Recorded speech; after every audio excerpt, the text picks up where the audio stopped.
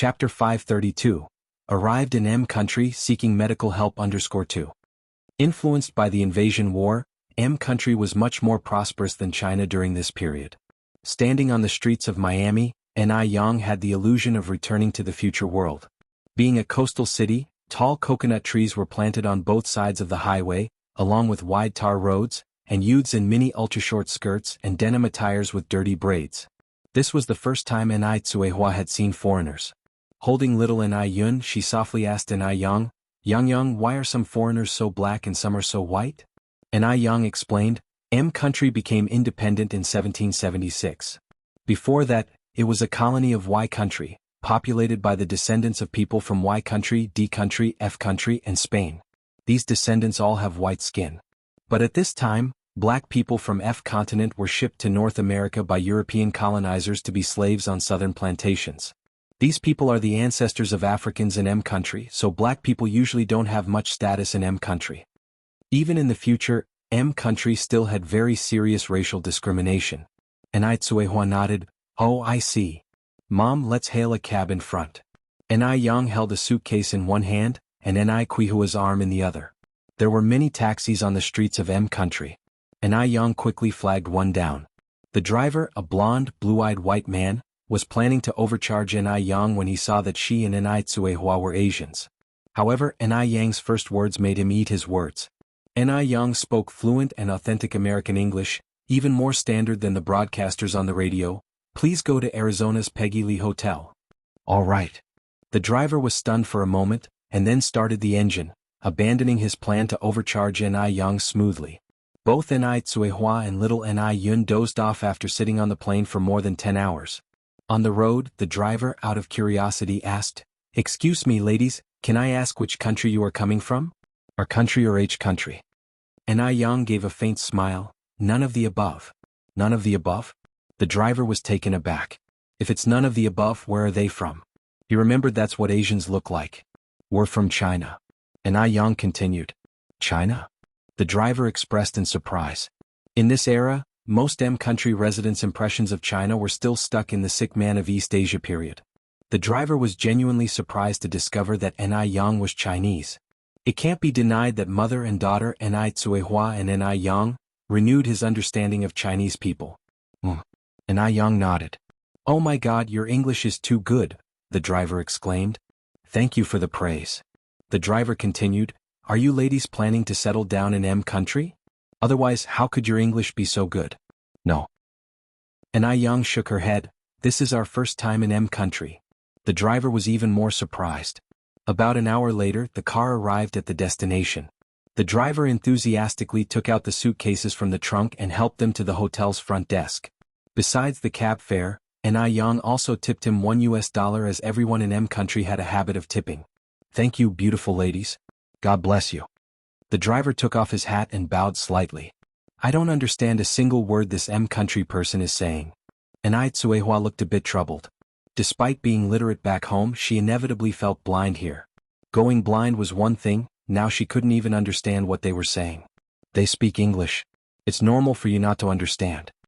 "Is English easy to learn?" Xianxia asked. "Would you like to learn? I want to give it a try." Humans only realize how insignificant they are when they get out and see the world. Xianxia laughed. "If summarized, English has just 26 letters, which is a lot simpler than Chinese. If you want to learn it, I can teach you when we return home." Starting to learn English seriously is much easier than Chinese. English words are simple, unlike Chinese words which have multiple pronunciations, homophones, simplified characters, borrowed words, and so on. The current Chinese character library contains 91,251 characters.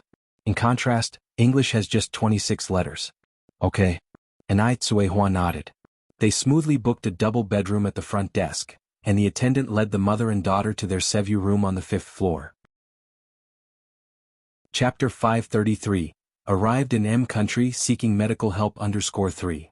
The room of 20 square meters was carpeted and adorned with famous paintings hanging on the wall, exemplifying a modern style. "Mom, let's rest at the hotel for a day and go out sightseeing tomorrow," Xianxia proposed. "All right." Xianxia had no objection given that they just had a tiring day of travel. Jianghu village. Just as Xianxia had gone out, Two bearded old men knocked at the gate of the Ni family's courtyard. Although both Ni Tsuihua and Ni Yang had gone abroad, there were still employees working at the Ni residence. The factory was established behind the small courtyard of the Ni family. Upon hearing the knock, the person in charge ran over to open the door immediately.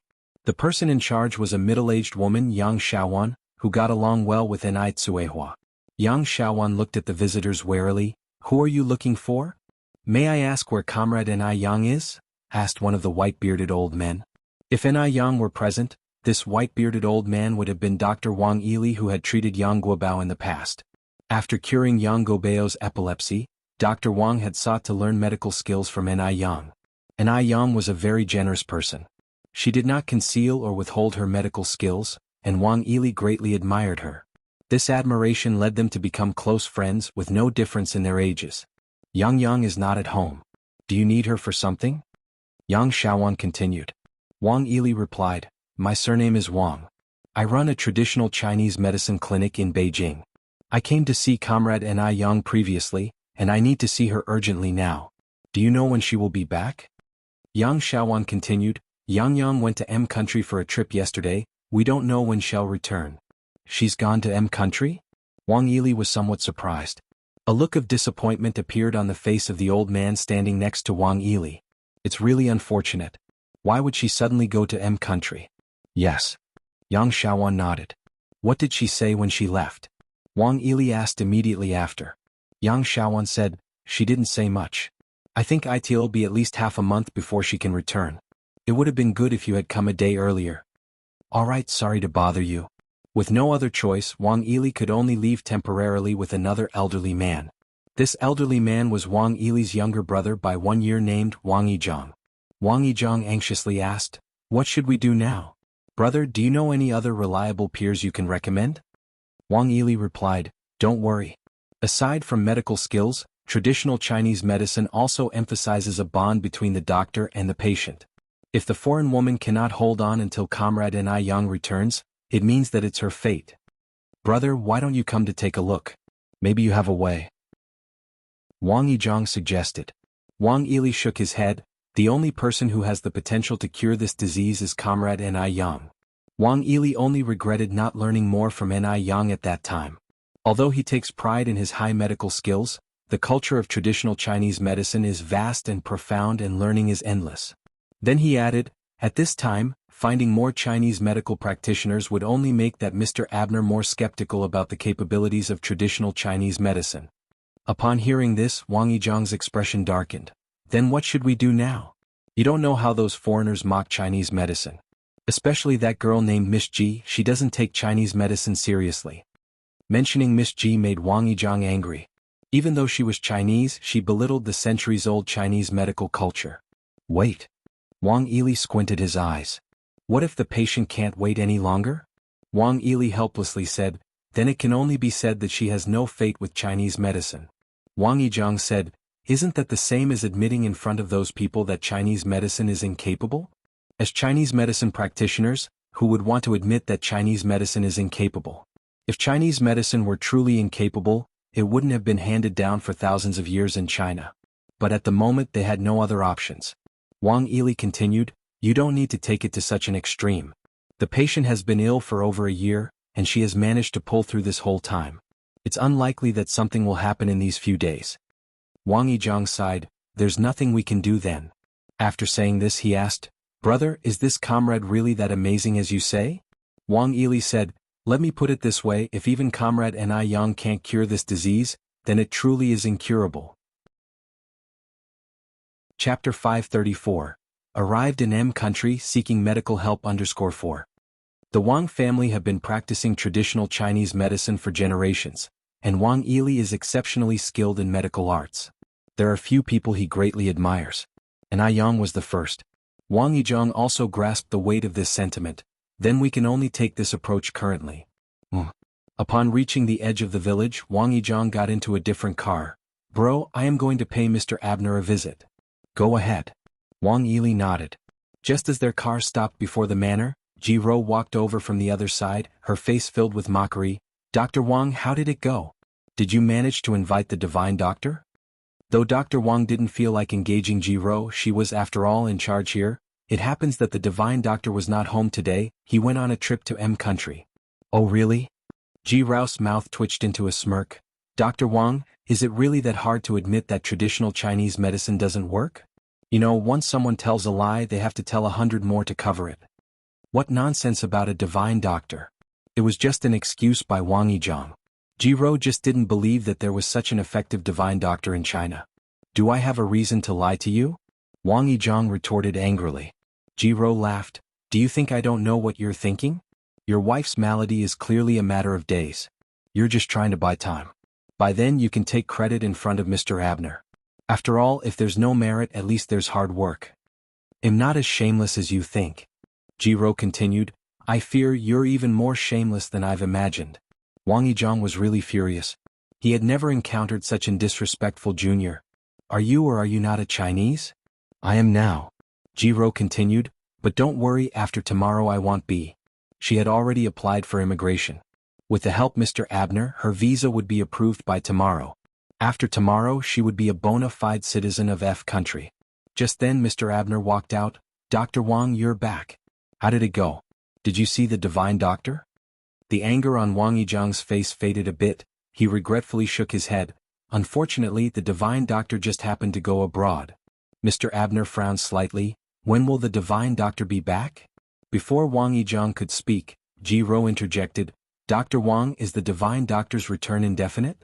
She deliberately emphasized the words divine doctor and indefinite, imbuing them with a hint of ridicule. Wang Yizhang's face turned a shade darker as he nodded. Ji-ro's face broke out in a smile. Mr. Abner looked at Wang Yizhang, his face full of disappointment. He had put all his hopes on him, but Wang Yizhang had repeatedly disappointed him. At this point, Mr. Abner couldn't help but doubt, is traditional Chinese medicine really effective? So, why are these people consistently evasive? You can leave first. Mr. Abner looked at Wang Yizhang. Mr. Abner. Go back. Mr. Abner continued, come back when you find the divine doctor. Ji-ro walked up to Wang Yizhang and gestured a please leave, her lips curled into a smile. Dr. Wang, please. With no other choice, Wang Yizhang had to follow Ji-ro and leave. Just as they were about to reach the gate, Wang Yizhang suddenly turned back. Mr. Abner, rest assured, I'll definitely invite the divine doctor to treat your mother's illness. He was determined to reclaim the dignity of traditional Chinese medicine. Mr. Abner didn't say anything, he just turned around and went into the house. Ji-ro mocked.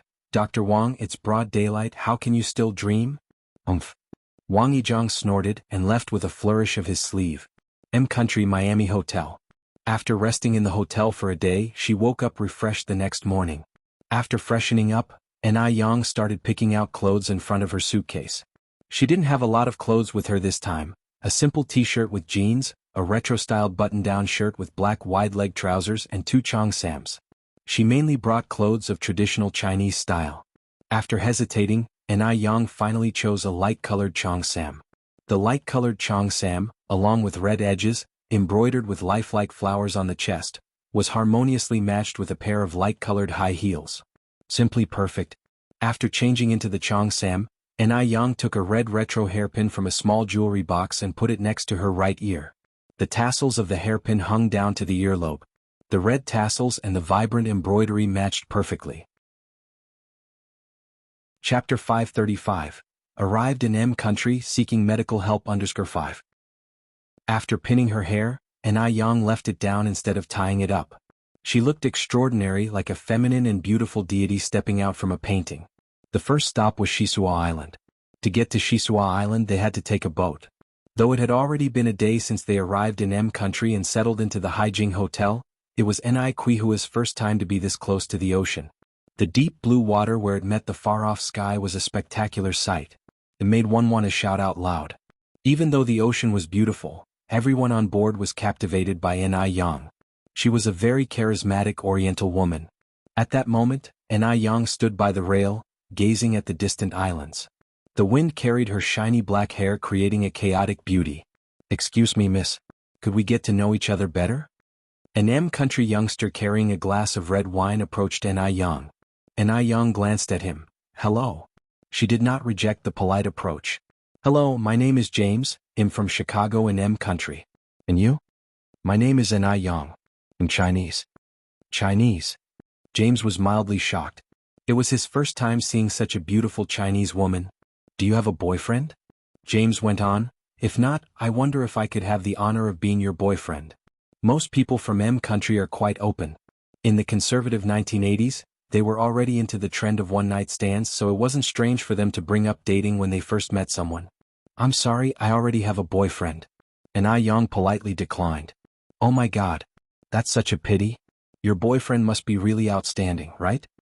James could hardly imagine the kind of oriental man that could match this beautiful lady. Enai Yang slightly nodded. Yes, he is indeed a very outstanding person. To outsiders, Mo Chishan might seem incompetent and useless. But in the heart of Enai Yang, he was the one and only Mr. Mo. Even after finding out that Enai Yang had a boyfriend, James wasn't disheartened and he invited her to join him. However, she politely declined. After James left, many other men approached Enai Yang and tried to flirt with her, but she politely declined them as well. Enai Tsuehua didn't understand what they were saying and curiously asked Enai Yang, Yang, what are they saying to you? Enai Yang smiled and replied, nothing important, just some casual flirting. Oh, Enai Tsuehua nodded. Soon the boat docked on the island. There were already numerous people bustling on the beach, men in swimming trunks and women in bikinis. Upon seeing this, Enai Tsuehua immediately covered her eyes. How can they dress like this? I can't bear to watch. How could they just wear their underwear and come out? And there were adult men here too. Enai Tsuehua, being a traditional woman, could not accept this kind of dressing. Enai Yang laughed. Mom, this is called a bikini, it's specially worn for swimming. Don't think they're exposing too much. They've covered what needs to be covered. No, I can't watch. The people of M country had voluptuous bodies, and when they wore bikinis, it was even more provocative. No wonder Enai Tsuehua couldn't accept it. Enai Yang pulled her mother's hands away from her face. What are you avoiding? Look around a little more, you'll get used to it. Almost all swimmers dress like this. Enai Tsuehua immediately replied, I don't want to dress like this and I don't want to swim. Alright, well just stroll along the beach and pick up some seashells, is that okay? Enai Yang led Enai Tsuehua towards a less crowded area. There were many fun things to do by the seashore. Enai Tsuehua and little Enai Yun played with the sand while Enai Yang went to rent beach chairs and an umbrella. She also bought 2 huge sunglasses on her way. Mom, this is for you. After putting on her sunglasses, Enai Yang handed the remaining pair to Enai Tsuehua. The sunglasses were large and covered most of Enai Yang's face once she wore them, leaving only the snow-white skin and red lips visible. Even though the cheongsam was of a vintage style, and the sunglasses were modern, there was no inconsistency when worn together on Enai Yang's face. Enai Yang, with her little shovel, was treasure hunting on the beach, and she even found a beached sea star in the shallow water. Mom? Enai Yang quickly called Enai Tsuehua. What is it? Enai Tsuehua immediately came over, carrying little Enai Yun. Mom, look here. Is this a star? Enai Tsuehua curiously asked. Oh, why is it moving? Enai Yang explained, this is a starfish, a marine creature. Can it be eaten? Enai Tsuehua asked further. Enai Yang nodded, yes, it's edible, but this one is too small. Little Enai Yun pointed at the starfish and said, put back, in the sea. Enai Yang patted the little Enai Yun's head. Alright, well put it back in the sea. Mom, let me take a picture of you. Okay. Enai Tsuehua donned her sunglasses and looked towards the camera with little Enai Yun. With a click, the camera captured this beautiful moment. Just then a little girl collecting seashells walked by. Enai Yang handed her the camera. Excuse me, could you help us take a photo? Of course. The little girl happily took the camera. Being able to photograph such beautiful people was an honor for her. The little girl click took several photos in succession. Thank you. You're welcome. The little girl handed the camera back to Enai Yang, extending a friendly hand. My name is Emily and I'm 18. Nice to meet you. Enai Yang smiled and shook her hand. Nice to meet you too. My name is Enai Yang. I'm also 18 this year. Oh my god. What a coincidence. Emily exclaimed. Yes. Enai Yang continued, that's my mom and that's my little sister. Your family is all so gorgeous. Like angels. In M country, the highest compliment one could give to another was to compare them to angels. You're very beautiful too. Soon, Enai Yang made her first good friend in M country, Emily. At noon, Emily took Enai Yang and her family to the most delicious restaurant on the island. and Yang paid the bill first. Emily felt somewhat embarrassed and said, and Yang, you're too polite. We're in my country, so I should be treating you. And Yang smiled, that's okay. When you visit China next time you can treat me. All right. Emily nodded. What interesting places are there in China? And Yang immediately introduced Emily to the famous attractions in China. For example, the sunrise at Yellow Mountain, the Great Wall at Badaling, the magical and beautiful views of the Three Gorges on the Yangtze River, the Forbidden City, the misty Jiangnan, along with the saying, heaven is above, yet Suzhou and Hangzhou are below. Listening to the descriptions, Emily was fascinated. Finally, Yang said, not only do we have many scenic spots in China, but we also have an abundance of delicious food. Especially in the Bashu area, I believe that once you go there, you won't want to come back. Emily asked, are there sandwiches and pizza? And Yang laughed, of course ours is much more delicious. Sandwiches and pizza are just fast food in our place. When you come to China, he'll take you to have a state banquet in the Forbidden City. Yes, yes. Emily nodded her head eagerly, wishing she could go to China immediately. By the way, Yang, your skin is so good, you must be using a very good skincare product, right? Yang's skin was delicate and smooth, just like a peeled egg, to the envy of others. Emily had observed quietly that even up close, no flaw could be seen. Yang nodded slightly, I am indeed using a pretty good skincare product. Chapter 536. Astonished country people lovers finally meet. _1 Upon hearing this, Emily's eyes lit up. After all, no girl does not love looking beautiful. So, what brand of skincare products do you use? Asked Emily impatiently. Ice Skin Jade, replied Yang. However, skincare products of this brand can only be purchased in China. That's a shame, disappointment flashed in Emily's eyes. No worries, Yang smiled. I can send them to you when I go back home. Really? Emily looked surprised. Of course. Yang nodded. I have a spare set of Ice Skin Jade that you can try. If it suits you, we'll send you more in the future. Yang had brought an extra set of Ice Skin Jade specially on this trip, and she didn't expect it would come in handy. Perhaps this would turn out to be a great opportunity to venture into the international market. You're the best, Yang. Emily exclaimed while hugging Yang. We're friends after all. Yang patted Emily's back. Let's go to the shallow beach for a swim this afternoon, suggested Emily. Sure, but I have to discuss it with my mom first. Yang thought it might be a bit challenging to persuade Suehua, who was still uncomfortable with bikinis, to go swimming. They'll go rest now. They'll come back and meet you at 1 o'clock in the afternoon. Okay. Yang nodded. There were rooms on the island for travelers to rest. After returning to her room, Yang suggested, Mom, let's go swimming in the afternoon? I won't go, I want. Suehua shook her head immediately. There was no way she could go out in such revealing attire. Come on, let's go. Yang continued. We're modern women now, we should be open to new things. Also, not all swimsuits are revealing, we can choose ones with more cloth. It was also a way for them to grow. Suehua couldn't always live like she was in a feudal society. It's still embarrassing. There are so many people on the beach. Suehua was still hesitant. Let's go. We're already here at the seaside. It would be such a pity not to swim once. I promise to choose a very, very conservative swimwear for you. After much persuasion from Yang, Suehua finally agreed reluctantly. At 1 in the afternoon, Emily came in to meet Yang on time. Yang. Emily, we are going to pick out swimsuits now. Do you want to come with us? Emily nodded, sure. They all went to choose their swimsuits together. The store had more variety of bikini swimsuits, and there were both male and female customers. Suehua felt embarrassed. Mom, this one would fit you perfectly. Yang picked up a sleeveless and boxer-style swimsuit and handed it to Suehua. Isn't this bottom too short? Suehua kind of detested it. Yang laughed and said, compared to the triangular ones, the boxers are already conservative. Forget it, I want swim. This one's fine. Yang pushed the swimsuit into Kuihua's hand. Look at how people wearing bikinis are swimming in the sea. This is so conservative compared to them. What are you still worried about? We are living in a new era, we have to keep up. Well, Suehua was still hesitant. Stop hesitating and go try them on. Yang coaxed her towards the fitting room. Yang, I think this one would look great on you. Emily picked out a sexy string bikini and handed it to Yang. If Yang really wore that outfit, Suehua might faint on the beach. No, no, no, and Yang quickly waved her hand. This one is too sexy. I think this one is just right. And Yang casually picked up a halter-neck swimsuit. Even though she felt free, and Yang still had to consider Quihua's feelings. Your figure is so good, what a waste to wear this one, said Emily. And Yang replied with a smile, this one looks very good too.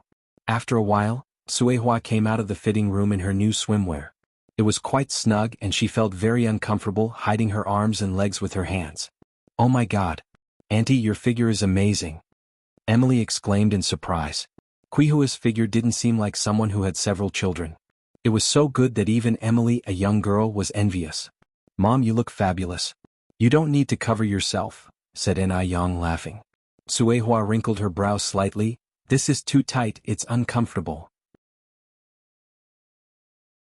Chapter 537. Astonished country people lovers finally meet. _2.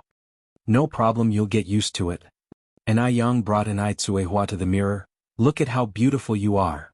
The woman in the mirror had a well-proportioned body and clear skin. Her facial features were exquisite, and there were hardly any traces of age on her face.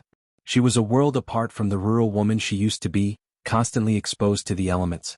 Even little Yin looked up and mumbled unclearly, "Pretty mama, pretty? Auntie, are you also using that ice-white jade skin beauty product?" Emily asked. Yes, and Yang nodded. My mom is using it too.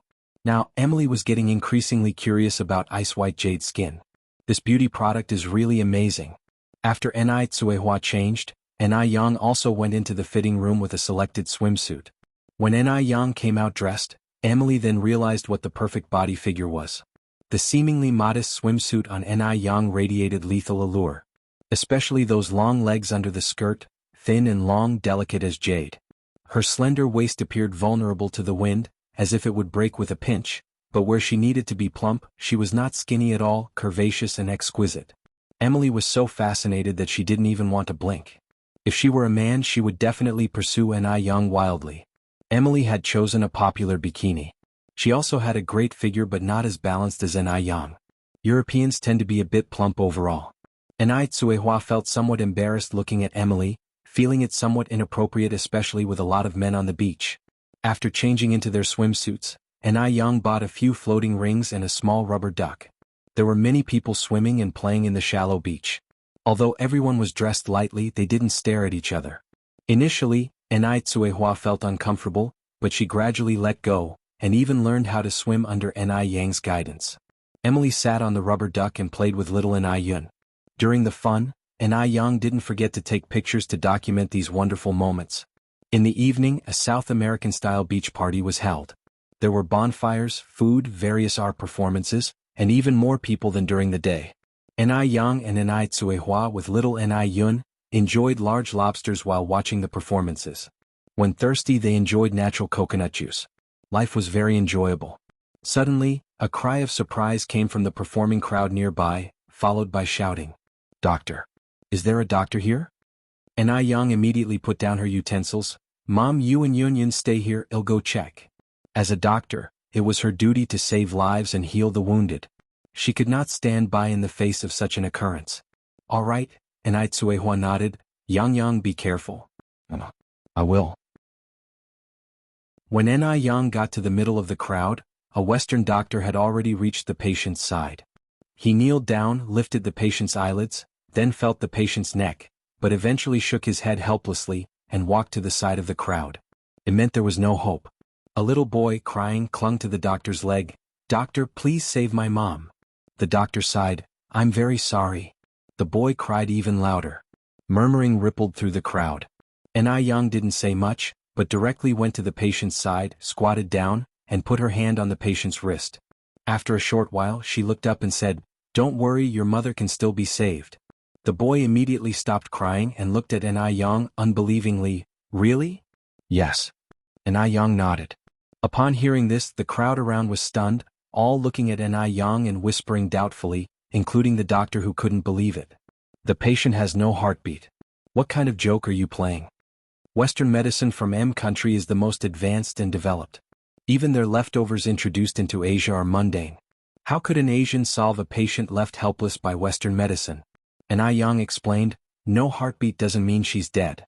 This is a case of alcoholic intoxication causing brain hypoxia, leading to a state of apparent death. The doctor shrugged. Oh, God. Do all Asians like you love to boast? For attention, Asians could do anything. And Yang stopped explaining and looked at the crowd. Can anyone lend me a lighter and a needle? Chapter 538. Astonished country people lovers finally meet. _3. I have a lighter. A man handed over a lighter. Where's the needle? Does anyone have a needle? Yang, I have a needle. And Tsuehua handed over a needle threaded with string. There's a tradition in Dam Village of pinning a threaded needle to departing children's clothing for safety and protection. This practice is hazardous as careless handling could injure a baby. As such, it was gradually forgotten over time and only remembered by the older generation. The needle in Kuihua's hand was taken from little Yun. Yang took the needle, heated it to red hot with the lighter, and slowly inserted it into the patient's Qingguang acupoint on their head. As soon as the needle entered, visible vapor began to emanate from the patient's head. The spectators were stunned. None of them had ever seen the art of acupuncture before. Murder. You're committing murder. Oh my God. What is she doing? Yang didn't bother to explain, removing the needle from the patient's head after a few seconds and then inserting it into their Rinzhong acupoint. A big man from country couldn't bear to watch any longer. He rolled up his sleeves and charged over with his fists flying. Oh, God. You bad guy, stop it. Yang held the needle and gently raised her other hand, grabbing the man's incoming fist. Calm down, I am saving her. In country Yang was the foreigner. Seeing her dare to resist, the other onlookers also rolled up their sleeves ready to fight. Just when things seemed to reach a boiling point, the child who had previously been crying exclaimed joyfully, she woke up. Mom woke up. When everyone looked, the middle-aged woman on the ground indeed came to. She was actually saving a life. Everyone present, including the doctor from before, was astonished. This was simply unbelievable. Thunderous applause followed. But there wasn't a trace of pride on Yang's face. She remained calm as if nothing had happened, and carried on to insert the third needle. When she inserted the third needle, the pale complexion of the middle-aged woman gradually transformed into a healthy blush. She attempted to get up, but Yang held her shoulder down. Don't move yet. You've just woken up. Take it easy. The middle-aged woman nodded. Open your mouth. Yang fed her a heat-clearing and detoxifying pill she carried with her. The pill was tiny, but its effect was potent. About 2 minutes later, the woman's expression cleared up. The Western doctor approached and asked, how are you feeling now? I'm well. That's incredibly miraculous. The doctor was still somewhat disbelieving.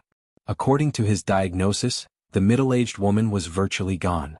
If he hadn't witnessed it all, he would never have believed this to be real. Thank you, miss. God bless you. The middle-aged woman stood up and bowed to Yang. Thank you. The little boy also bowed. You're welcome. Was that acupuncture of ancient medicine you used just now? Someone asked in curiosity. Yes. Yang nodded. With a look of sudden realization, the person declared, our country has a miraculous ancient medicine. You have such good medical skills. You must be from our country. He made his last sentence sound like a statement rather than a question. Upon hearing this, everyone present seemed to agree. Yang replied, I am Chinese.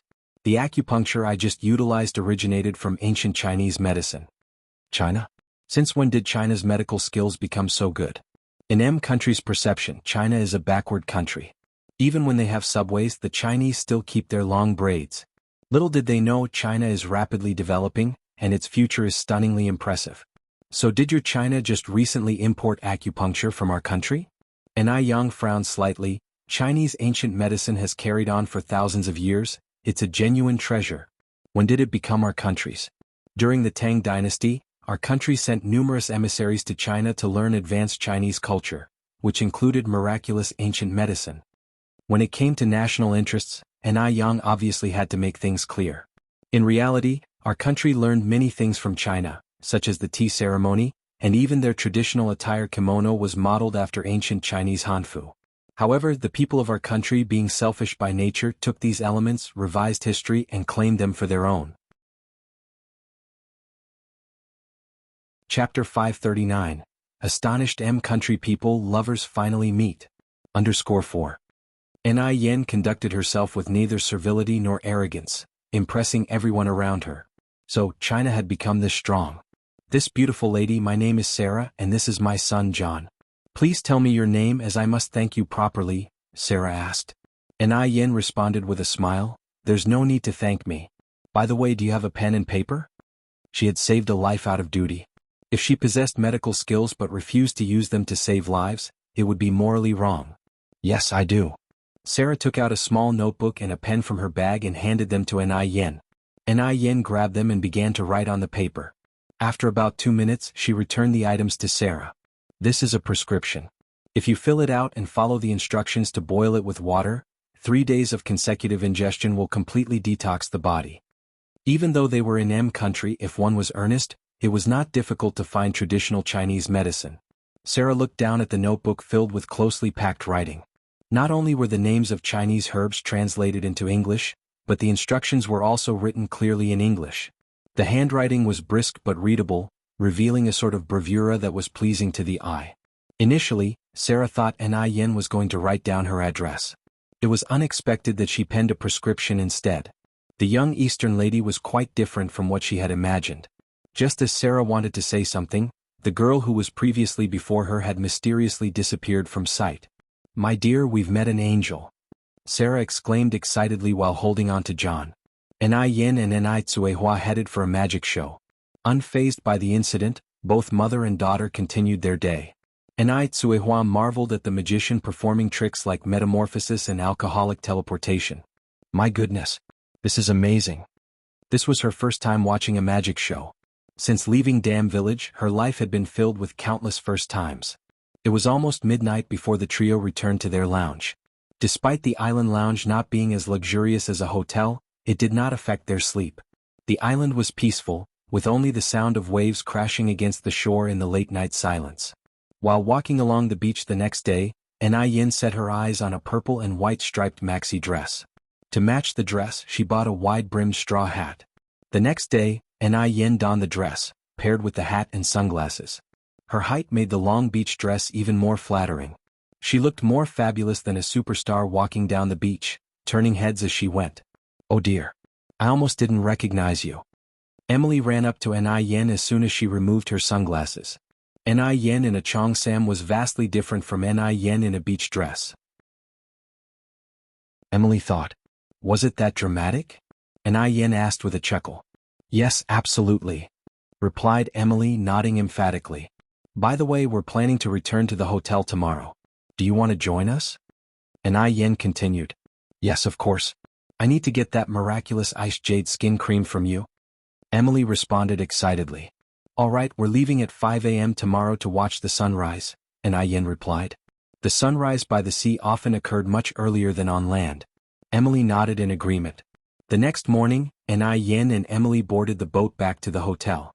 Despite her numerous trips to the islands in her previous life, this was Ni Yen's first time watching a sunrise at sea. Standing at the end of the deck with a glass of aromatic red wine, watching the sun slowly rise, was an incredibly surreal experience. The sunrise over the ocean was more spectacular than on land, especially when the sea turned red with the reflection, creating a wonderful scene of the sky mirroring the sea. Splash! Something leapt out of the water. Ah, doggy. Little Ni Yun clapped excitedly. At just over a year old, she had yet to learn the names of all animals and thus referred to everything as doggy or birdie. Ni Yen laughed and corrected her. Yun, that's not a doggy. It's a dolphin. The ocean in M country during the 1980s was unpolluted, and dolphins were not overfished. The marine ecosystem was well preserved. Spotting dolphins in the sea was not a rare occurrence. Chapter 540. Astonished M country people lovers finally meet. _5. However, the sight of dolphins leaping out of the sea at sunrise was rare, so Ni Yang immediately picked up her camera to capture the moment. After a while the boat docked. Emily stood at the hotel entrance exclaiming excitedly, "Oh my God! We are so fated. I'm staying at this hotel too." Really? Ni Yang was somewhat surprised. Of course. Emily nodded. Ni Yang brought Emily to her room and handed her the unopened box of radiant skin, This is the Radiant Skin skincare set, just read the instructions for use. Oh yes, there are a few samples in there too, you can try those first. Since the very beginning, Yang intended to introduce Radiant Skin to the international market. Therefore she had instructed for both Chinese and English labels when she had them made. Thank you, how much is this? Emily took out her purse. Yang laughed, no need for money. If you really want to thank me, teach my mother English. Also, she can help you learn some Chinese. Sure. Emily nodded enthusiastically. She had no plans to go out and explore anyway. During these past few days on the island, Tsuehua had already picked up a few simple English phrases such as hello, thank you, excuse me and other commonly used expressions. Tsuehua was a very smart person, so she had no difficulty picking up new concepts. On the contrary, Emily was not as quick to learn. While Tsuehua was already mastering many little English tricks, Emily still had not grasped Chinese at all. By the end of the day, Tsuehua had learned to introduce herself in English and some basic phrases for asking directions. Although her grasp of the language was just at the surface, it was a significant improvement from her first day in M country. She had begun to accept M country gradually, but was still having difficulty adjusting to the food. She was fine initially, but after days of eating lobster and king crab, she began to miss the meals in China, like rice, hot pot, braised pork and even pickled radish from the snowfields. No matter how great M country is, it could never compare to China. Over the next few days, Yang took Tsuehua to visit places like the Marsh Park, Coral Tower and Hemingway House. A flash and more than 10 days had passed. At the moment, the mother and daughter have arrived in Hawaii from Miami, where they would be able to visit the Volcano National Park and the famous black sand beach on the Big Island of Hawaii. The beach was a place they would never get tired of. To their surprise, they stumbled upon a Chinese restaurant right on the black sand beach. Encountering a fellow countryman in a foreign land thrilled Tsuehua. Fellow countryman, where are you from? She asked. We're from Shanghai and you? The restaurant owner replied. We're originally from Haicheng but we've settled down in Beijing City. This is my elder daughter and this is my younger one. Are you folks settling down here? The restaurant owner nodded. Our family has been in M country for many years. In the end, Tsuehua ordered dishes such as fish-flavored eggplant, braised egg, braised pork, braised sea fish and vegetable tofu soup. The dishes were slightly sweet and salty and had the authentic taste of Shanghai. It was their first Chinese meal since arriving in M country, and the three of them enjoyed it immensely. After lunch, Tsuehua lulled little Yun to sleep in the hotel, while Yang strolled along the beach, listening to the sound of the sea. She was wearing a burgundy cheongsam, her hair cascading down her back, a crystal clip on her ear, carrying a pair of small leather shoes, revealing white ankles as smooth as jade, her toes buried in the black sand, looking like a row of delicate little seashells. If time could stand still, this moment would be like a beautiful painting. We don't know how many people wanted to strike up a conversation with her but didn't have the courage to do so. Which country is she from? Looks like either H country or our country. No, she's from China. How can you tell? Look at her clothes. I studied Chinese history, and the dress she's wearing is called a cheongsam. It originated in the 1920s and is a unique Chinese attire. The cheongsam is so beautiful. I want to own one too. I'd love to visit China if I get a chance. These conversations on the beach were all heard from a nearby dining table. People from various countries were seated at the dining table. Despite their diverse backgrounds, they all had one thing in common. They were all trying to please the man seated at the head of the table. He was like the moon surrounded by stars. His beauty was unmatched. Even a single glance from him could invoke fear. However, at this moment he was staring out the window at something, his eyes filled with unresolved darkness. This left the others at the table puzzled and unable to decipher the thoughts of the big boss. Mainly because there were too many people on the beach and, given the distance, it wasn't clear who exactly he was looking at. Mr. Mogg, I propose a toast to you. A Caucasian man stood up and raised his glass towards the man at the head of the table. People from M country were always arrogant, and they harbored quite severe racial discrimination. Typically, it was rare for them to raise a glass to people from other countries. However, Mr. Mogg was a different case. He was celebrated as a prized jewel in Europe. The man raised his glass in a symbolic toast, took a sip, and then, as if remembering something, he stood up and began walking towards the door, his slow walk transforming into a jog and then into a sprint. At the dining table, a group of perplexed people hurriedly followed after him. The man looked back irritated. Everyone disperse. I have more important matters to attend to. We'll discuss the collaboration another day. He didn't compromise with these foreigners. Instead, he spoke in fluent Chinese. But when you reach a certain height in life, you no longer need to cater to others. It's others who cater to you. He was the perfect example of that. Thus, everyone in the business world knew that if they wanted to work with Mr. Mog, they had to master fluent Chinese. Upon hearing this, everyone dispersed, curiosity nagging at them. What could be more important than a collaboration? This deal was worth more than 9 figures after all. The man continued running towards the seashore. The closer he got, the more certain he was that he wasn't mistaken. Yang was here. That was Yang. He hadn't expected to see an Yang here, and Mo Qixin felt his heart racing as though it might jump out of his chest. At this moment, this mysterious boss, usually so elegant and reticent, was as excited as a 3-year-old child. It was similar to how a monkey burst out of a stone in the 1988 adaptation of Journey to the West. He wanted to surprise Yang, and then kiss her, hug her, lift her up high. The fantasy was rich, but reality was raw. Mo Qixin was so excited that, without slowing down, he ran straight into an Yang, and due to the force they both fell down on the beach. Just then, a wave crashed over them. An Yang was completely off guard. By the time she reacted, she was already on the beach, tightly held around her waist by someone. She was about to shout at the person when she saw a familiar face. Was this Mo Qixin?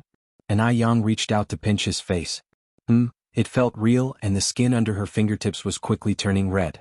Does it hurt? She asked. No. Mo Qixin replied. No pain? Was she dreaming? An Yang applied more pressure. Does it hurt now? Mo Qixin's face reddened from the pinch. Wife, it kind of hurts now, he said pitifully. Since he felt the pain, it meant she wasn't dreaming. An Yang's expression slowly turned to surprise. Brother Mo. Wife. Mo Qixin planted a fierce kiss on An Yang's face. Finding it not enough, he kissed her once again. One of Mo Qixin's men, responsible for his safety and watching them through binoculars, was astounded. Oh my God. The one pinning the young girl down on the beach and kissing her, was that really their boss? Chapter 541. Ancient Castle, Private Jet, and the Stunned Anai Tsuehua. _1 Perhaps it's an illusion? He puts down the binoculars, rubs his eyes, and when he looks through them again, the scene hasn't changed. He gives his thigh a pinch, unwilling to believe what he's seeing. It hurts. Damn it. This isn't an illusion. Gaping in disbelief, he continues studying the scene. The usually stern and unsmiling boss was now atop a young girl, unashamedly taking advantage of her. Then he must have done something to anger her because she raises a hand and twists his face fiercely. Witnessing this, he could only kneel before her in awe. If he hadn't seen this with his own eyes, he would never believe that the mighty boss could be so smitten by a young girl. The boss he knew was aloof, stern, devoid of female company, and had even coldly rejected the confession of love by the Prime Minister's daughter of Y country. Despite her threatening suicide, he didn't bat an eyelid. Therefore they had all guessed that perhaps the boss had a problem of some sort, which was why he had turned down the Prime Minister's daughter. After all, she possessed power, influence, and the title of Y country's most beautiful woman. Not to mention she was also younger than the boss by 3 or 4 years. He wondered how the girl bewitching the boss looked, and whether she was more beautiful than the Prime Minister's daughter. In his line of vision through the binoculars, he could only make out a blurry side profile of the girl. Her skin was fair and her hair was black. She probably wasn't from M country, but she couldn't certainly be identified as Chinese either, since residents of our country and H country looked quite similar to Chinese people. The most inferior pursuer that the boss had ever had was the Prime Minister's daughter of Y country. This girl might be a princess or a rich heiress from some Asian country. Big brother Mo, please get up, and Yang additionally pushes Mo Qixin. Can I kiss you again? No. And Yang turned her face away. Please get up. Just one more kiss. Mo Qixin lowered his head and nibbled her chin. Alright, you can stop now. I've kissed you so many times you should kiss me back. Otherwise it isn't fair. Mo Qixin came forward with his lips. Mr. Mo, I found that you're becoming more and more shameless. And Yang slapped his face. Mo Qixin responded earnestly, what's the importance of face? Is it more important than having a wife? And Yang, this man is such a dog. And Yang raised her head and symbolically kissed him, only for Mo Qixin, sporting an expensive wristwatch, to suddenly hold the back of her head. The subordinate on the other side silently put down his binoculars. Before he did, he couldn't help but complain, "Where is the boss putting his hand now? Who would have guessed that the boss was like this?" After a while, they finally stood up from the beach to take a stroll along the shore. The sea breeze blew softly. Thankfully, it was summer and their wet clothes were quickly dried by the wind. "Big brother Mo, weren't you in F country? When did you come to M country?" Yang asked. "I arrived a few days ago." Mo Chishan replied, "What about you? Why didn't you tell me when you came to M country?" If it weren't for his keen sight, he would probably have missed their encounter in M country. "Wasn't I afraid to disturb your work?" Mo Chishan held her hand tightly. "Where's the job that's more important than you? Promise me you'll tell me wherever you go next time." Yang raised her eyebrows slightly. "Sweet talker. Every word comes from the heart." His words seemed casual, but every word was incredibly sincere. Yang smiled faintly, dimples appearing on her cheeks. "By the way," Mo Chishan continued, "has our mom also come? Have you no shame?" Yang kicked him lightly. "After all, he'll have to call her mom sooner or later," Mo Chishan said. "I need to get used to it." Yang, "This man is not only becoming more and more dog-like, but he's also becoming increasingly shameless. Did our mom come or not?" Mo Chishan kept asking. Yang was utterly defeated by his shamelessness. "Yes, she's here, currently resting in the hotel with Yun Yun. When do you think they'll wake up?" "Under normal circumstances, maybe an hour or two." Mo Chishan then said, "I will take you guys somewhere this afternoon." "Where are we going?" Yang asked. "It's a secret for now," Mo Chishan continued. "First, go back with me to change clothes. Then let's go find our mom together." Although their clothes were now dry, they still bore the traces of seawater, making them uncomfortable to wear. Chapter 542. Ancient Castle, Private Jet, and Itzuehua is shocked. _2.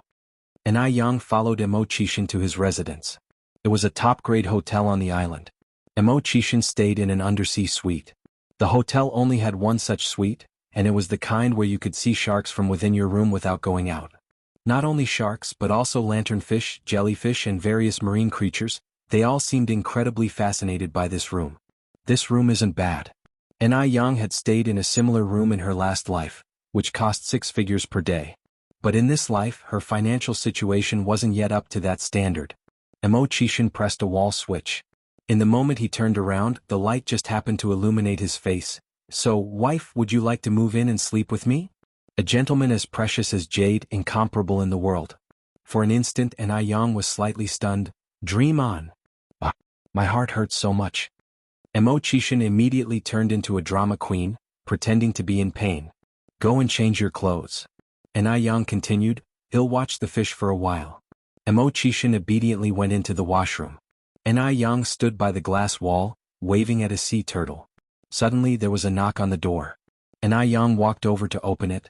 The butler of the hotel was there. "Hello Miss Ni, these clothes were sent by Mr. Mo." The butler handed Yang a paper bag. "Okay, thank you." Yang took it. The butler then said, "If there's nothing else, I'll leave now." "Okay." Yang nodded slightly. Mo Chishan came out of the fitting room drying his hair as soon as Yang closed the door. "Are the clothes here?" Yang, you should change quickly. There are new towels inside." Since they were already a couple, Yang didn't feel awkward and went into the washroom. Only when she took the clothes did she notice that Mo Chishan had even prepared her underwear. And the size was incredibly accurate. Did this dog of a man have a ruler in his hands? Yang's ears turned slightly red. After zoning out for a bit, Yang picked up the shower head to bathe. Because her hair had some sand on it, she also shampooed her hair. After her bath, she felt completely refreshed. It was incredibly soothing. What Mo Chishan had prepared was a beautifully embroidered cheongsam. The embroidery on the cheongsam was incredibly intricate, adorned with rubies and pearls. Such lavish decoration looked neither vulgar nor ostentatious on Yang, but rather exceptionally fresh and aesthetic. When Yang came out, Mo Chishan had already finished drying his hair. He waved at Yang, "Come here wife, let me dry your hair." Yang walked over. "I can do it myself." It felt awkward to let someone else handle this kind of thing. Mo Chishan didn't say a word, instead demonstrating his attitude with action. Yang's wrist was captured and before she knew it she was sitting on his lap. "Don't move, let me do it." His movements were very gentle as if handling a precious treasure. His fingers kept moving through her hair, leaving only the hum of the hair dryer in the air. Mo Gij, have you ever dried hair for other female friends like this before? Mo Kishin's shallow voice came from close by. You are the first. But your technique seems pretty skilled, Yang remarked. His skills were almost comparable to a hairdresser. Perhaps it's because I'm gifted. Mo Chishin continued, Wife, I'm so envious of you. You've managed to find such an excellent husband like me. Yang responded with disdain, Please use your talent to torment someone else. No, I only want to torment you. This life, the next life, the life after that? Yang raised her eyebrows slightly, I must have really bad luck then. Mo Chishin chuckled, Then I'm really lucky. In no time her hair was dried. Yang was fixing her hair in front of the mirror when she noticed that she was missing one of her favorite crystal hairpins. She didn't notice during her shower. It must fallen out when she was messing around in the sand with Mo Chishin. Is something missing? Mo Chishin hugged her waist from behind, resting his chin on her shoulder. A hairpin. Is it that crystal hairpin? To be honest, the way that Yang first caught Mo Kishin's attention was how the crystal hairpin reflected sunlight. After meeting Yang, he only had eyes for her, completely forgetting about the hairpin. Chapter 543, Castle, Private Jet, and the Astounded Tsuehua. _3. Yes, exactly that one. Yang nodded. Then let's hurry back to check it now, it might still be on the beach. Okay. The two left the hotel to the beach and didn't see as much as a half footprint, let alone the flip-flops. Yang said, Forget it, let's stop looking. I can buy another pair when we get home. Let's go back to the hotel, my mother should be awake by now. Mo Chishin, looking back at the beach, said, Okay. Yang was staying in a standard double room, there was a small living room and a kitchen, but they were on vacation and not really cooking, though Tsuehua would make some vegetable and lean meat porridge every morning. Because she really couldn't get used to the breakfast here. Hello, Auntie. Seeing Mo Chishin, Tsuehua exclaimed surprisingly, Xiaoma, when did you come? I just arrived not long ago. Little Yun said excitedly, Brother-in-law, brother-in-law. Mo Chishin, like a magician, pulled out a piece of candy for little Yun. Little Yun was even happier, laughing so much that she almost stomped a hole in the ground.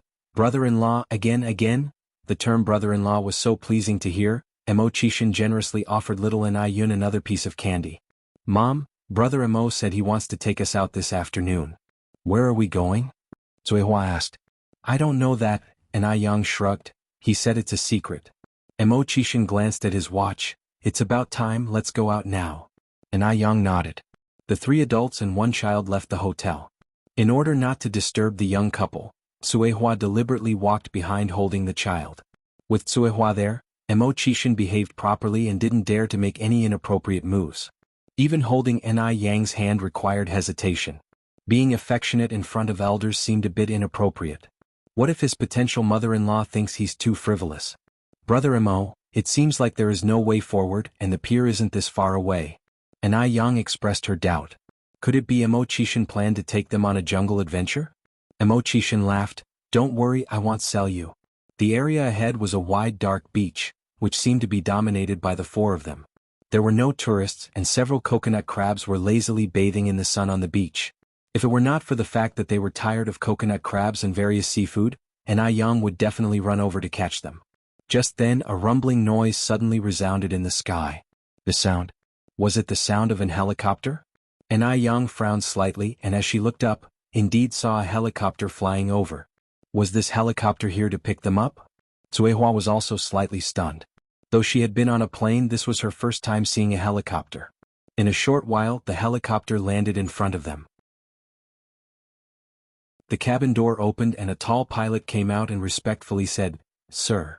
Mo Chishin gave a slight nod then said, Auntie Yang, let's go in first. Tsuehua holding the child went in first. Mo Chishin and Yang followed. As they ascended the steps, Mo Chishin carefully held onto her slender waist. As they seated inside the cabin, Tsuehua still felt surreal. Xiaoma, is this helicopter yours? Yes, Auntie, Mo Chishin nodded. At a time when ordinary homes couldn't even afford a bicycle, Mo Chishin actually owned a helicopter. He must be really rich. This helicopter must be very expensive, right? Tsuehua asked. Mo Chishin replied, It's okay, not too expensive. The pilot seated in the cockpit thought, indeed not too expensive, an 8-digit price tag in USD for a helicopter is really not much. And Yang had actually noticed back at the hotel that Immortal was not one to flaunt his wealth. He must have a very successful business abroad. Otherwise he wouldn't be able to afford such an underwater suite. If Immortal was really a prodigal, the Imo family's assets would not have been enough for him to squander. However, Yang is not interested in his real identity, because from the beginning, the man she fell in love with is Immortal. No matter who he is, she will always stay faithful to him. But Yang never expected that Immortal would actually arrange for a helicopter to come pick them up. Brother Imo, can you tell us now where you're taking us? Yang turned to look at him. Keep it a secret for a little while longer. Immortal continued, you will know when we get there. Chapter 544, Ancient Castle, Private Jet, and the Stunned Xianxia. _4. The helicopter flew for about 2 hours before finally landing on top of a mountain. But this wasn't just an ordinary mountain, it was a very grand castle. The castle looked very magnificent, even more imposing than the one seen on television. What kind of place is this? Xianxia had never seen such a castle before. This is Rust Castle, Immortal explained. Yang's tone was light. Brother Imo, did you buy this place? Yes, Immortal nodded. Xianxia was stunned once again. Although she knew the Imo family was rich, she didn't know just how wealthy they actually were. Let me show you around, Immortal led the way. This was the first time Immortal had brought a woman to the castle. The first person to be taken aback was the butler, Old Tom. Then it was the servants. Could the most beautiful one be the mistress of the castle? Indeed, she's a very beautiful Oriental girl. Old Tom immediately went to prepare dinner. Top-grade red wine, air-shipped foie gras, and fresh fruits and vegetables. There were top chefs from more than 50 countries in the castle, so the dinner was bound to be sumptuous. This was the most expensive, most luxurious private castle in M country, decorated exquisitely inside and out, emanating an artistic vibe everywhere. One feels calm and joyful just walking in it. Such beauty and awe are indescribable. Every vase or decoration within the castle is a work of a famous artist. This place is essentially a museum, where history and art are intertwined. Yang took out her camera to take photos. Xianxia said, Yang, let me take a photo of you and Xiaoma. Sure. Yang nodded and handed her camera to Xianxia. In front of Xianxia, Immortal felt a little embarrassed and dared not get too close to Yang. Xianxia laughed, Xiaoma, get a little closer to Yang. This kid is too naive. She worries that Yang might take advantage of him. Immortal touched his nose. Me and Yang aren't married yet, it isn't proper. Yang, when the hell did you think about being proper when you forcefully kissed me? This guy is simply a big wolf in sheep's clothing. Xianxia said, it's fine. Society has changed. Xiaoma, why are you so conservative? Auntie isn't that old-fashioned. With more exposure to the world, her horizons had broadened and her thoughts were no longer constrained. Xianxia, after staying in M country for a while, had changed a lot. Then Immortal slowly moved closer to Yang, quietly hooked Yang's hand with his pinky. Looking up at him, Yang noticed his pretense of ignorance. He's such a jerk. Xianxia took several photos of them. The background was the grand castle, but their presence overshadowed it. The castle was vast. They spent the entire afternoon touring it and still hadn't seen it all. In the end, a helicopter came to take them back to the main building. The dining room was over 100 square meters. The dining table was large and filled with delicious dishes. There was a steaming hot pot as well as exquisite steak, succulent foie gras, top-grade tuna sashimi.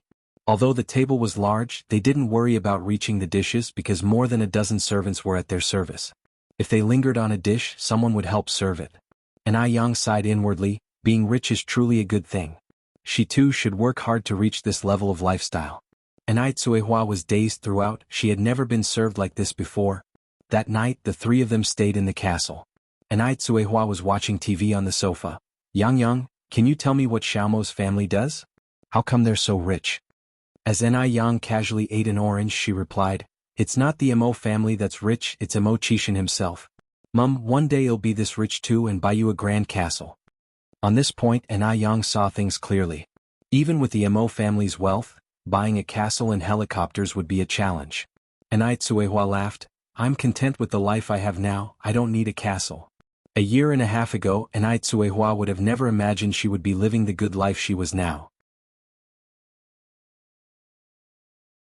Chapter 545, Ancient Castle, Private Jet, and the Stunned Anai Tsuehua. _5. Anai Yang has now become very successful. Even though she can't yet afford a castle, she already owns several properties in Beijing and her career is gradually stabilizing.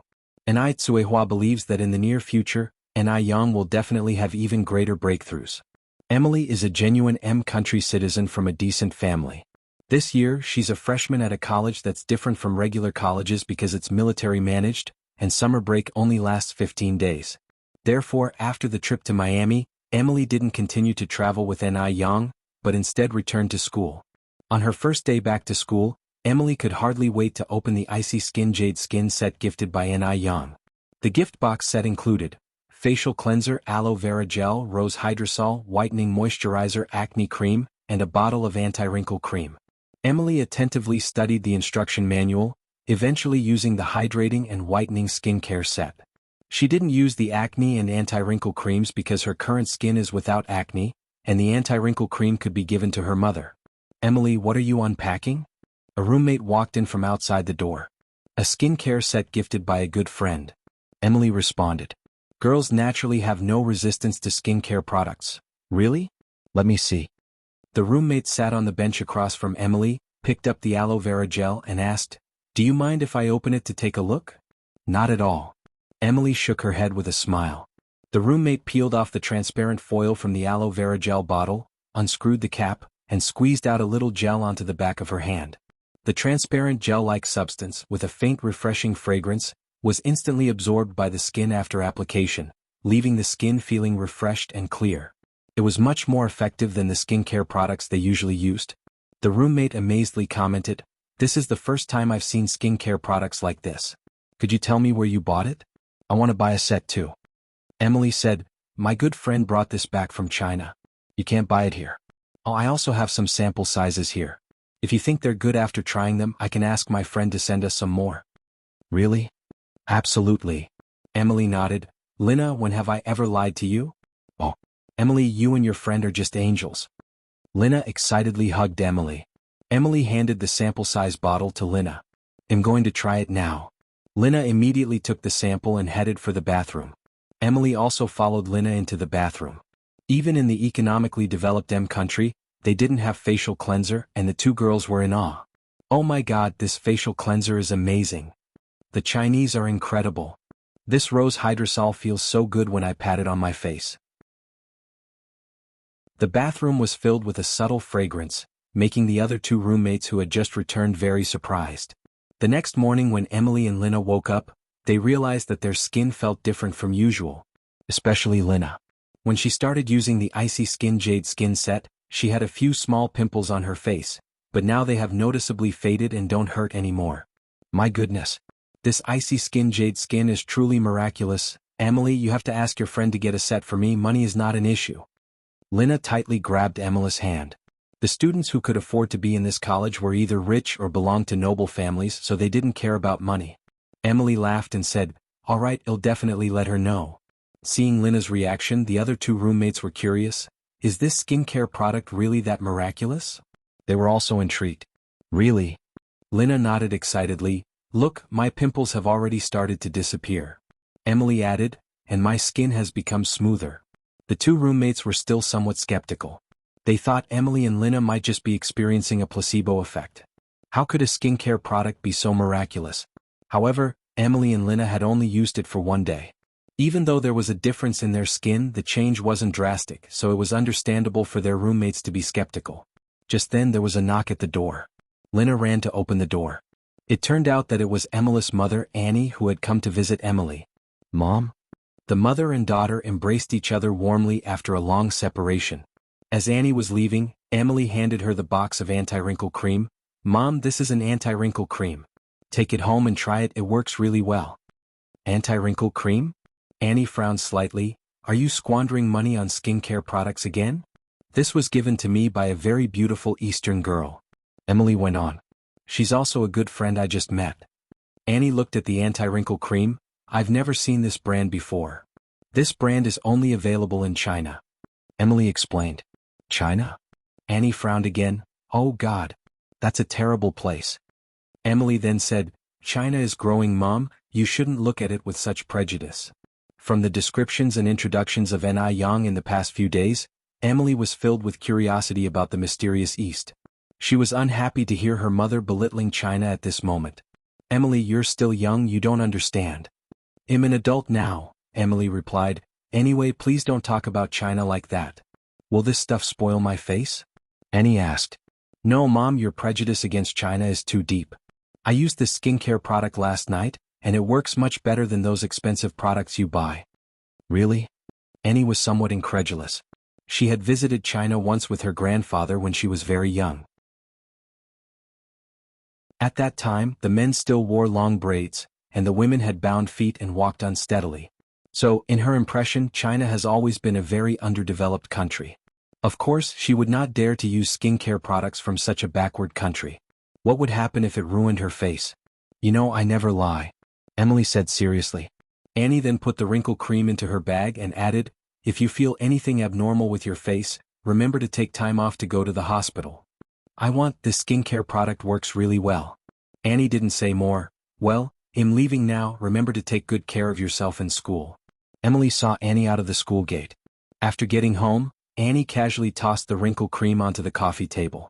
Although she loves to look beautiful and wants to eliminate the wrinkles at the corners of her eyes and forehead, she isn't foolish enough to actually use this wrinkle cream. Just then her good friend came over to chat with Annie in the evening. Seeing the wrinkle cream on the coffee table, she picked it up out of curiosity. My dear, when did you buy this wrinkle cream? Is it any good? For women in their 50s, wrinkles are their enemy. So, Caroline noticed the skincare cream as soon as she walked in. Annie shrugged. I don't know, it was given to Emily by her Chinese friend. Honestly, I would not dare to use this. Only Emily would be so daring. Chinese? Caroline was curious. Yes. Annie nodded. Caroline went on, if you're afraid to use it, give it to me. I want to try. Aren't you afraid it will ruin your face? Annie asked in surprise. Caroline joked, all beauty comes with risks. The temptation of the anti-wrinkle cream was just too great. To date, no anti-wrinkle creams had been released in the market of country. If you want it, take it, Annie continued, but I have to make it clear, I won't take responsibility for any risks. Caroline laughed, don't worry, I promise not to blame you. Chapter 546. Returning to my country, I feel like kneeling down and calling for Brother Yen. _1 Caroline took home the anti-wrinkle cream. But she was slightly unsure about using it right away since the product was from China after all. If it really did damage her face, who would she turn to? So, to be safe, she applied a tiny bit on the back of her hand first. Better to damage her hand than her face. The anti-wrinkle cream was a light pink, smelled faintly of herbal medicine, and was very gentle, feeling cool when applied to the back of her hand. Caroline evenly applied the cream to her left hand, then, filled with expectancy and trepidation, she drifted off to sleep. She had an extremely bad dream. In her dream, the hand she had smeared the cream on had rotted down to its skeleton. Caroline woke up from the fright, covered in cold sweat, and hurried to look at her hand. Thank God. In the silver lining of an unfortunate situation, her hand hadn't rotted away. Moreover, she wasn't sure if it was just a misperception, but she felt the skin on the back of her left hand was genuinely firmer than the day before. Caroline's movement also startled her sleeping husband. Dear, what's wrong? Nothing, I just had a nightmare. Dreams are often the opposite of reality. Her husband comforted her. Although there was no problem with the back of her left hand, Caroline still didn't dare to use the anti-wrinkle cream generously. After washing up, she went on applying more cream to the back of her left hand. If her hand is still unharmed 3 days later, she'll consider applying it to her face. The next day, Imo-chishan was still showing Ni Yang and Ni Tsuehua around the manor. Ni Tsuehua wanted to leave more time to the young couple, so she said, Yang, you tour around with Xiaoma Yunyun and I will go over there. Yunyun just insisted she wanted to swim. In the back garden of the manor, there was an outdoor swimming pool covering more than 200 square meters.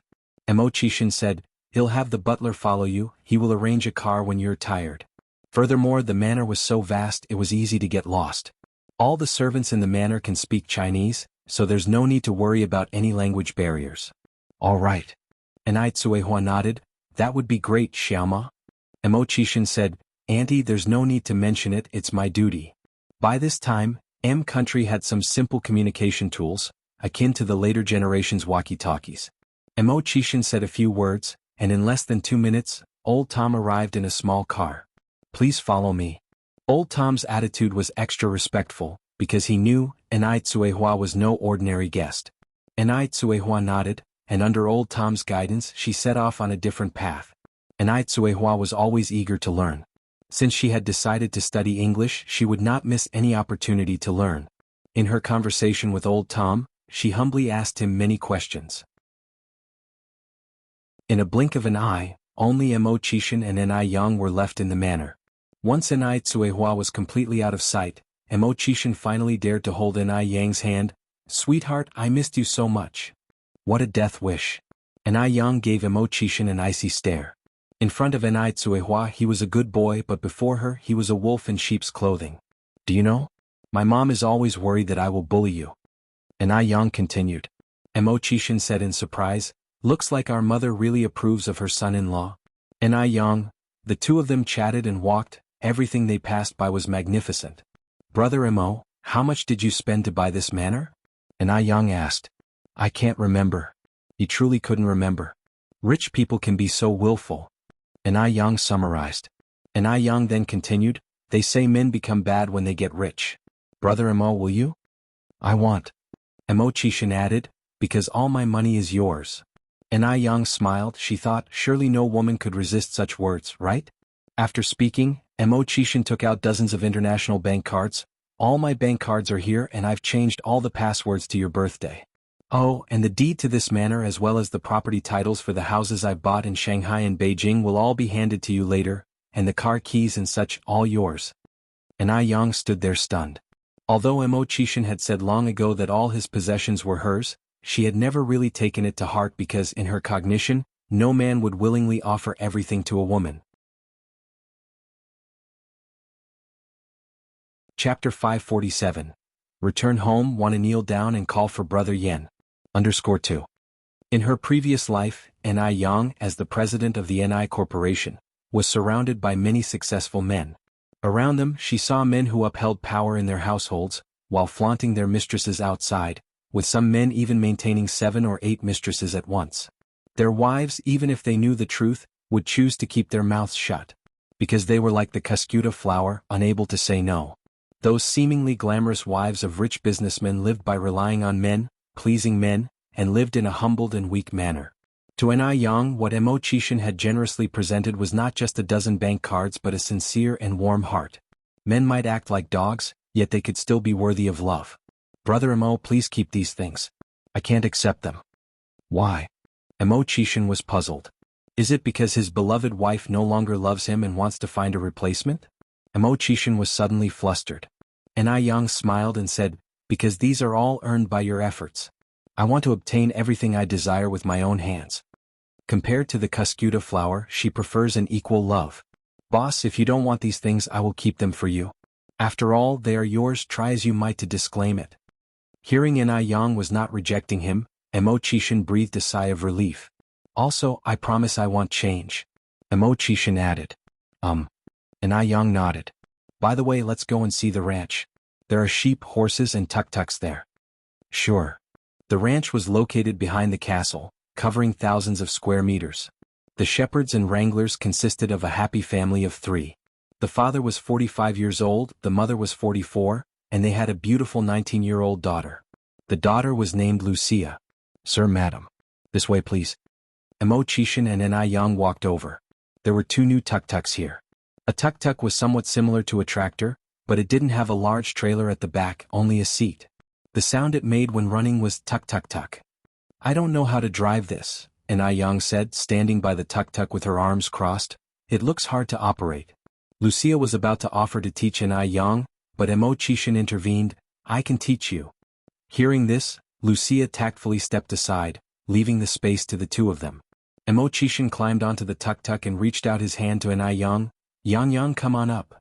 Enai Yang placed her hand in Chishin's and deftly climbed onto the tuk-tuk. Chishin legitimately pulled her into his arms and began teaching her how to drive the tuk-tuk, hands over hers. The ranch was flat and open with no obstacles, so the tuk-tuk could run freely. And Yang was a quick learner, so she caught on after Imo-chishin taught her once. "Brother Imo, I've learned it. You can get down now." "No, you haven't learned it." Imo-chishin wouldn't get off. It was at this moment that Imo-chishin discovered that having a wife who was too smart was not necessarily a good thing. "I really have learned it." "No, you really haven't." And Yang knew his intention and laughed. Okay, I haven't learned it. Could Mr. Imo teach me a little longer?" "It is my duty to serve my wife," Imo-chishin said contentedly, resting his chin on Yang's shoulder. It was really refreshing to drive the tuk-tuk on the open grassland. It wasn't until an hour later that they got off the tuk-tuk. They lay on the soft grass, hands behind their heads, gazing at the blue sky. To be exact, Yang was looking at the blue sky, while Imo-chishin was looking at her. Sometimes the eyes can be wide enough to encompass all the wealth in the world or narrow enough to only fit her. Imo-chishin looked at her, the corners of his mouth unconsciously curled up in a faint smile. The gentle wind blew from afar, and all the peaceful years were not as comforting and enjoyable as this moment. "Brother Imo, we are planning to go to New York tomorrow and return to our country on the 20th, Yang said, turning her head to look at Imo-chishin. "Today is the 14th, so there are still 6 days until the 20th. Imo-chishin, surprised, said, "Why are you going back so soon? It's not easy to get to M country. Why don't you stay a few more days?" "We arrived on the 2nd of this month." Yang laughed. "By the 20th, we would have already been here for half a month." Imo-chishin continued, "Go back at the end of the month. Stay at the castle for a few more days." Yang thought for a moment. "We can stay one more day and go to New York the day after tomorrow." It was their honeymoon period, and in fact she also didn't want to part with Imo-chishin. "Stay a few more days." Chapter 548. Want to return to my country? Kneel down and call for Brother Yen. _3. No, we must still leave some time to travel around New York. And in New York, there's the Statue of Liberty, but at this time the Statue of Liberty had yet to be transported over. The Statue of Liberty was packed up and shipped to New York in June 1885, and in October 1886, it was unveiled by the then president of M country himself in New York. In her previous life, Yang visited New York many times and saw the Statue of Liberty just as often, but she's never seen the Hudson River estuary at Liberty Island without the Statue of Liberty. This time she wanted to go over and take some photos as keepsakes. "In that case, I'll go with you." Imo-chishin followed up. Yang reached out to pinch Imo-chishin's face. "Brother Imo, go take care of your business. You don't have to accompany us, really." "What kinds of things would I have to do?" Now, accompanying his wife and mother-in-law is the most important thing. Everything else, to Imo-chishin, was insignificant and not worth mentioning. "Brother Imo, I'm serious. I really don't need your company." Yang didn't want to hold up Imo-chishin's work because of herself. "But I just want to accompany you." Imo-chishin resorted to acting shamelessly. "I'm like an adhesive plaster, darling. You won't be able to shake me off for the rest of your life." When he finished speaking, he reached out directly and brought her into his arms. Lucia watched the two of them, sprawling on the lawn, a look of envy in her eyes. Growing up in this ranch, she knew how wonderful being wealthy can be, that wealth basically allows for one to live as they please. It's not so much Imo-chishin's wealth she's envious of, but more in Yang. How nice it is to be beautiful. Doing nothing, yet having people willing to give everything for her. Before meeting Yang, she thought she herself was pretty beautiful, but after meeting Yang she understood she couldn't even be considered a pale imitation in the eyes of the Chinese. When will she be like Yang, meeting someone who would give her everything? Lucia looked up towards the sky. For the rest of the day, Yang romped around the entire castle with Imo-chishin. Their laughter echoed in every nook and cranny of the castle. On the second day, Imo-chishin went to New York with them. Imo-chishin owns property in New York. A helicopter took them directly to his villa. The Hudson River estuary at Liberty Island without the Statue of Liberty felt like it was missing something. Yang handed her camera to Imo-chishin. "Brother Imo, take a picture for us." "All right." Imo-chishin took the camera. "Xiaoma, come over and take a group photo with us." Tsuehua spoke up. Imo-chishin looked somewhat flattered. He handed the camera to a passerby. "In New York, of course, you can't miss the museum. It was once said that New York would lose half of its charm if it didn't have its museum." After visiting the museum, they went to the Brooklyn Bridge, a 100-year-old suspension bridge that spans the East River in New York. connecting Manhattan and the Brooklyn district. Standing on the bridge, you could see the Manhattan skyline. The good times always passed swiftly. In the blink of an eye it was the 19th, and the next day was when Yang would return home, so she went shopping at the mall that day. Yang, I won't go. I'm too tired from these few days. You go with Xiaoma. On one hand, Tsuehua wanted to give the two some alone time, on the other hand she was just genuinely tired. She pretty much didn't rest these few days, and sightseeing can be rather draining. Yang nodded. Alright, you rest well then. Chishin and I will go. Oh mom, is there anything you want to buy? I don't have anything I want to buy. Tsuehua shook her head. She had already bought quite a lot during their trip. Chishin followed Yang out the door. Your mom is really great. Of course, how else would she be my mom? Yang boasted a little. The two of them arrived at the mall. This was a major shopping center in the heart of New York City. Its splendor gave Yang a sense of déjà vu, reminding her of her future life. Yang first went to the pen section, buying that Parker pen for Li Ronghua. $30, about 240 renminbi. Chishin wanted to pay, but Yang stopped him. Brother you're not allowed to pay today. Why? Chishin looked aggrieved. Because I have money. Chishin had already spent quite a bit on this trip, and Yang didn't want him to bear all the expenses. Chishin wanted to say something else, but Yang continued. What did you say last time? You said you'd listen to me and everything. It hasn't been that long and you've forgotten already? Chapter 549. Want to return to my country? Kneel down and call Brother Yen. _4. Alright then. Chishin touched his nose. Money doesn't matter anyway, as all his money is his wife's. After buying the pen, Yang also bought several scarves and bags, which she planned to give as gifts. She also bought some jewelry from the jewelry store and picked up some gifts for Mo's parents. While Yang was on a shopping spree, Chishin was following her, holding her shopping items. In no time, Chishin's hands were filled with shopping bags. When they passed by a men's clothing store, Yang suddenly stopped. Wait a moment, bro. What's up? Chishin looked confused. Let's go in and have a look. Yang turned around and walked into the store. All right. Chishin followed her into the store. This trench coat seems nice. Yang was standing in front of a dark blue trench coat. Bro, you should try it on. Yang took off the trench coat and stuffed it into Chishin's arms. Chishin looked at Yang with a hint of surprise. He did not anticipate that Yang would buy clothes for him. The happiness came too suddenly, didn't it? What are you standing there for? Come on, try it on. Yang smiled. Madam, you have a great taste. This is a new item that just arrived in our store. The saleswoman walked over with a smile. What material is this? Yang asked. It's wool and cotton. Oh. Yang nodded. She then pushed Chishin towards the fitting room. Quickly go and try it on, I'll wait for you here. When Chishin came out of the fitting room, Yang was mildly stunned for a moment. He was standing against the light, sprinkled with specks of crystalline lighting, casting a faint halo around him. He had an unapproachable aura, wild yet rebellious. The knee-length trench coat accentuated his long legs like he is 1.8 meters tall. His wristwatch, with a chill glint, peeked out from his sleeve, adding an innate noble touch to his persona. He exuded sharpness and an edge as if he had seen it all. He would definitely outshine all those arrogant CEOs in the novels. Not bad, very handsome. Yang nodded. She went over to adjust Chishin's collar.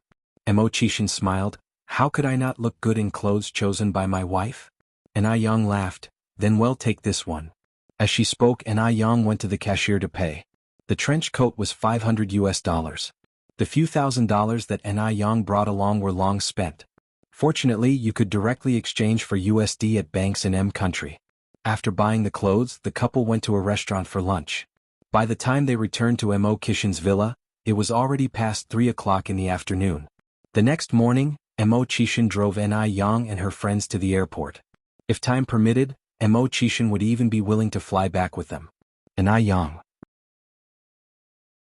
Just as Chishin had said goodbye in the departure hall, he saw a 17 to 18 years old female student running towards them. Emily. Yang stood up and waved at her. Emily ran directly up to them and hugged Yang. Chishin was a bit confused at the sight. Why would they hug? He wouldn't even dare to hug his wife like that in front of his mother-in-law. Yang, are you guys leaving today? Emily let go of Ni Yang after a moment. Ni Yang nodded, yes. Oh, this is my boyfriend Mo Chishan. Bro Mo, this is Emily, my good friend from M country. The first sentence was in English and the second in Chinese. The switch between the two languages was very smooth. Mo Chishan greeted her gracefully, hello. Hello. As soon as she finished speaking, Emily whispered into Ni Yang's ear, oh my god. Your boyfriend is so handsome. Thank you. Ni Yang smiled slightly. Ni Yang, could you send me a few sets of beauty skin after you go back home? I've got 2 roommates who also want to buy it. We all want the whitening moisturizer and one of us wants the acne cream. No need for the wrinkle cream. After all, they were all young students and didn't need anti-wrinkle products yet. Sure. Ni Yang nodded, are 5 sets enough? Yes, that's enough, Emily nodded, then took out $200 from her pocket and handed it to Ni Yang. That was the equivalent of 1,600 renminbi. Ni Yang took out $12.50 from her pocket and gave it back to Emily. 5 sets of beauty skin only cost 1,500 renminbi. Emily refused to take it, keep the change as a tip. Ni Yang stuffed the money back into Emily's hand. Friends don't need tips. Chapter 550. Returning to my country, I feel like kneeling down and calling for Brother Yen. _5. Emily finally accepted the gift, wishing you, your aunt and Ni Yun a smooth journey. Ni Yang smiled, thank you. Mo Chishan was now a bit impressed with Ni Yang's social skills. He hadn't anticipated that in such a short time, she not only made good friends but also successfully sold her product. If this was the case, it wouldn't be long until they could break into M country's market with the Ice Skin Jade product. She was amazing. His wife was truly amazing. At 7:30 in the morning, Ni Yang and Ni Tsuehua were on time for their flight. He didn't know what Mo Chishan did, but the airport staff actually let him go to the boarding gate. Before boarding, he suddenly hugged Ni Yang, remember to think of me, wife. Ni Yang patted his back, will thinking of you 3 times a day be enough? Only 3 times? Mo Chishan was a bit disappointed. Ni Yang smiled lightly, isn't it enough to think of you once in the morning, afternoon, and evening? Brother Mo, don't be too greedy. Well, I guess that would be just about enough. Mo Chishan deeply inhaled the scent of her hair. He watched as the time for the flight to take off was approaching and reluctantly let her go. Goodbye, Brother Mo. Mo Chishan went inside the cabin and waved goodbye to him. Bye-bye. The airplane flew further and further away, eventually disappearing into the clouds, and a certain man's heart also flew away with it. When they arrived at Beijing Airport, it was 7 o'clock the next morning. As soon as Ni Yang got off the plane, she saw Wu Daming waiting there. He waved excitedly at Ni Yang, 6th sister-in-law, aunt over here. Wu Daming, how did you know to come here? Ni Yang was a bit surprised because she hadn't told Wu Daming when she would return. 6th brother asked me to pick you up. Although Mo Chishan was abroad, the two could communicate via international calls. When Mo Chishan was abroad, Wu Daming was in charge of handling affairs at home. Ni Yang nodded, oh I see. Thanks for the trouble. It's no trouble, Wu Daming scratched his head. Everyone got in the car. Ni Tsuehua happily said, Xiaowu is really a good boy. Did you find a girlfriend this year? Wu Daming's face turned a little red, not yet. The elders always like to worry about these issues. How old are you this year, Xiaowu? Ni Tsuehua continued to ask. Aunt, I'm 23 this year. 23? You're not young at 23, you should find a girlfriend. When I was your age, Yang was already 4 years old, Ni Tsuehua added. Wu Daming said, perhaps it's just not my time yet. My family has introduced me to several girls, but I haven't met the right one yet. He had built a 3-story Western-style house in his hometown last year, and since then, there had been a constant stream of matchmaking options. But there were very few girls who were to his liking. After all, they were to spend their lifetimes together, it wouldn't be suitable if they couldn't get along. Xiaowu, Andy here knows a nice girl. She's very pretty and has a good personality, do you want me to introduce her to you? Really? Wu Daming looked surprised. Ni Tsuehua nodded. Ni Yang, curious, asked, Mom, who are you thinking of introducing to Wu Daming? There were quite a few 18 or 19-year-old girls in Jinghua village, but Ni Yang didn't know who had caught Ni Kuihua's eye. Gooden's sister, Ronghua, Ni Tsuehua answered. Li Ronghua was beautiful and considerate, and she had helped Ni Tsuehua a lot, so Ni Tsuehua really liked this girl. Moreover, Wu Daming was a good prospect. If Li Ronghua ended up with him, she certainly wouldn't have a hard life. And I Yang laughed. Mom, Sister Ronghua already has a boyfriend. Maybe you can introduce someone else to Wu Daming? She has a boyfriend? How come I haven't heard of it? And I Tsuehua said incredulously, Yang, are you mistaken? No, I'm not mistaken. On this trip to M country, she even asked me to bring a pen for her boyfriend. I see. And I Tsuehua looked regretful. Right after, and I Tsuehua continued, but Xiaowu, don't worry. Besides this girl, I know other young girls. I will definitely introduce someone suitable to you. Wu Daming laughed. Thank you, Auntie. Why are you still being so polite with Auntie? Soon they arrived at Jinghua village. Before getting out of the car, An I Yang took a small gift box out of her luggage and handed it to Wu Daming. Wu Daming, this is a gift for you. 6th sister-in-law, you're too polite. I can't accept this. Mostly because he wanted to stay safe and well. He wasn't daring enough to accept it. Chapter 551. Want to return home? Kneel down and call for Brother Yen. _6. An I Yang knew his concerns and laughingly said, Don't worry, this gift was purchased by Mo and me together. He personally selected it for you. Really? Wu Daming was somewhat incredulous. Yes. An I Yang nodded affirmatively. An I Yang was not fooling him. This gift was indeed personally chosen by Mo Qishan for Wu Daming. Although Mo Qishan was often jealous, he wasn't unreasonably so. If he did not trust Wu Daming, he wouldn't have allowed Daming to drive An I Yang back and forth. Only then did Wu Daming accept it. Thank you then, sister-in-law. You're welcome. An I Yang carried on. We'll be heading back now, you should too. Let me accompany you back, sister-in-law. This suitcase seems quite heavy. The village roads were rough, the luggage tough to drag about. It was better to carry it on the shoulder. An I Yang laughed. That won't be necessary, you might not be able to handle the weight. Can't handle it? How could he as a grown man not be able to manage it? Wu Daming laughed. Sister-in-law, you underestimate me. Having said so, he grabbed the suitcase. It was so heavy. No way. He was a man, he had to uphold his masculine pride. Wu Daming gritted his teeth, putting his utmost strength into it, his face turning red, but the suitcase still could not be lifted. An I Yang laughed. All right, let me. You should head back now. While An I Yang was speaking, she grasped the suitcase's handle and effortlessly lifted it onto her shoulder. What the hell? Big boss. Wu Daming was astounded. Was he hallucinating? Sister-in-law is so powerful. Wu Daming swallowed nervously, feeling some inexplicable worry for Mo Qishan's future domestic position. An I Yang strutted all the way home carrying the suitcase. If you spoke of dominance, this was it. Wu Daming thought he perhaps shouldn't address An I Yang as sister-in-law. He should kneel and call her Brother Yang instead. On the way home, An I Yang encountered many villagers busy with field work. Hey, Yang's mom, Yang's back, huh? Is M country fun? Is M country all that different from ours? Tsuehua had a bag on her shoulder filled with M country snacks. She shared these with everyone while talking about the things she saw and experienced in M country. While M country was fun, it doesn't compare to our China. The food wasn't good either, they don't even have the snow radish.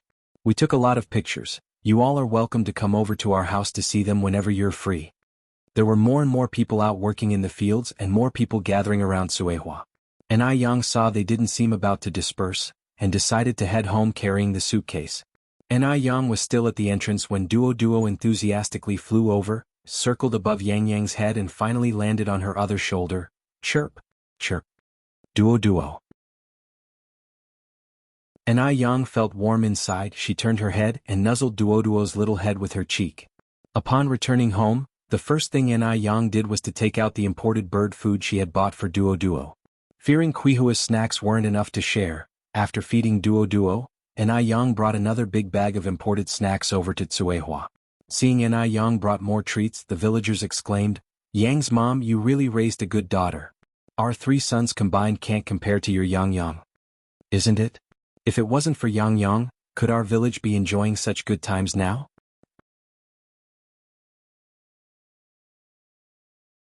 Chapter 552. Reminder for Li Ronghua to go to Dr. Wang's house _1 now. The villagers in Jinghua village no longer grow rice, but mainly grow roses, portulaca and aloe vera instead. In the past they could save up to about 180 yuan a year. Now they can make 1 to 200 yuan a month just from roses and aloe vera. Add to that, some of them also have family members working in Ni Yang's factory and store, so they make at least 300 yuan a month. People with high salaries like Li Ronghua and Ni Qinggui are still in the minority. After all, not many can be store managers.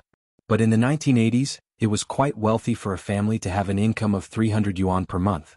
After all, a worker only made 30 yuan a month at that time. It's Ni Yang who made Jinghua village what it is today. Ni Tsuehua wore a radiant smile on her face. More than once she had felt fortunate to have a good daughter like Ni Yang. If it hadn't been for Ni Yang, she couldn't even begin to imagine the life she would be leading now. On the other side, after Wu Daming got in the car, he couldn't wait to unwrap the gift that Ni Yang had given him. In the gift box was a delicate game console. He had wanted to buy this game console for a long time, but he had never brought himself to. Unexpectedly, Ni Yang was so generous, and the gift was worth more than 300 yuan.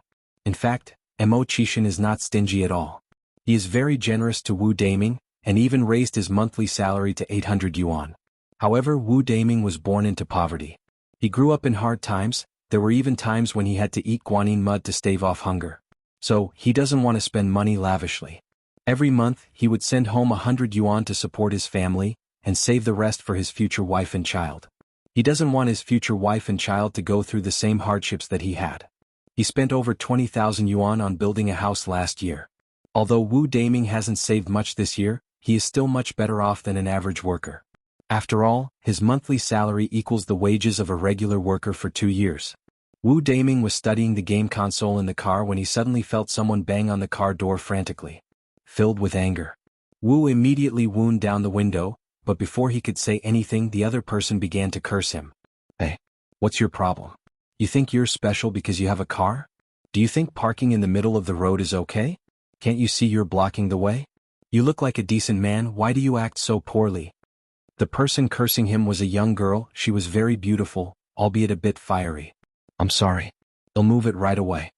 Seeing that Wu Daming had quickly apologized, her anger lessened a bit. It was none other than Li Ronghua who was off work that day. She was transporting some rose seedlings to plant in her field when she came across the path blocking Wu Daming.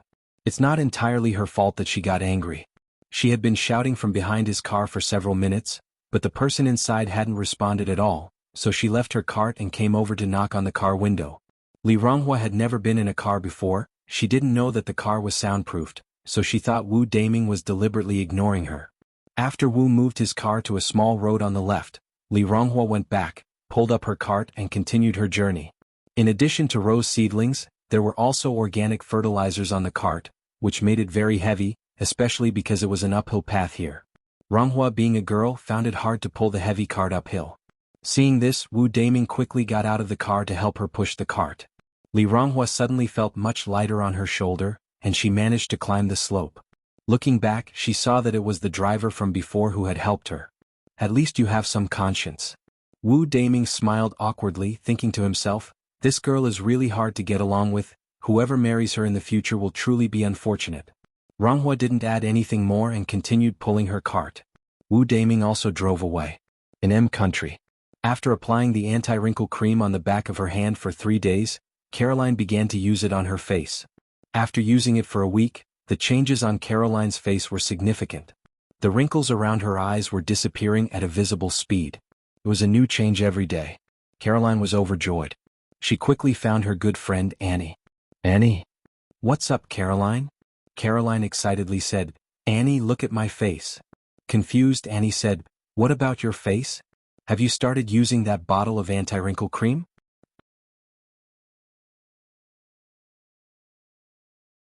Chapter 553, Reminder for Li Ronghua to go to Dr. Wang's house _2. Yes. Annie said excitedly, dear, look at my face. Aren't there fewer wrinkles? That was when Annie noticed Caroline's face. It wasn't clear if it was an illusion, but upon closer inspection, it seemed like there were indeed fewer wrinkles on Caroline's face. Could it be that skincare products from China really were that miraculous?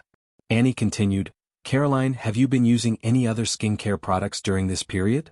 Perhaps this was the effect of some other skincare products. No. Caroline shook her head. I have only been using the anti-wrinkle cream during this period. The anti-wrinkle cream from the brand Ice Skin Jade is truly exceptional. Could you ask Emily to buy a few more bottles from her friend? To avoid confusion, Caroline specifically stopped using other skincare products. It was not easy finding an effective skincare product, so she was quite excited at this time, wanting to buy several bottles of anti-wrinkle cream immediately, as it made her feel secure. Annie frowned slightly and said, "Dear, don't get too excited. Some skincare products only show their real efficacy in the long run. You have only been using it for a few days. A backward place like China, how could there possibly be such a fantastic wrinkle cream?" When it came to skincare products, sometimes they worked well initially but became less effective later on or even produced side effects. Caroline calmed down a bit because what Annie said made sense. She seemed to have celebrated a bit too soon. "Then I shall continue using it for a while," Caroline added. Annie nodded. "Usually you'll see the effects after using it for a month. Caroline, if you feel uncomfortable, remember to go to the hospital immediately. This isn't a joking matter." Caroline nodded. "Yes, I understand." Jianghu Village, China. After Anai Yang got home, Yang Xiaowan told her, a man introducing himself as Dr. Wang had come looking for her. "Dr. Wang." Anai Yang thought for a while, then said, "Is he an old man with white hair and a white beard?" Yes, it's him," Yang Xiaowan said, "but there was also an old man with him. He said he had something to discuss with you, but he didn't say what it was." If Dr. Wang was seeking her out, he likely wanted to discuss medical issues. Anai Yang said, "He'll go see him tomorrow then. Since she was back from M country, she should pay Dr. Wang a visit." Yang Xiaowan said, "I delivered the message. You'll head back to work now." "Auntie Yang, wait a moment." Anai Yang called out to the departing figure of Yang Xiaowan. Yang Xiaowan asked, Yang, is there anything else?" Anai Yang took out over a dozen beautiful small gift boxes from her suitcase and handed them to Yang Xiaowan. "Auntie Yang, these are presents that I brought back from M country for you and everyone else. Could you help me distribute them?" There were only 12 workers temporarily handling production in the skincare workshop. Although it was a small team, their output was not low, sufficient to supply 3 retail stores. After all, skincare products only required small bottles. Yang Xiaowan was slightly embarrassed. Yang, you're too courteous. Even when you are traveling such a long distance, you still thought about getting us presents." Anai Yang was truly a good boss. Not only did she offer a high salary, she also gave bonuses during holidays. Even when she had gone to M country, she did not forget about them. In this era, finding a good boss was truly hard.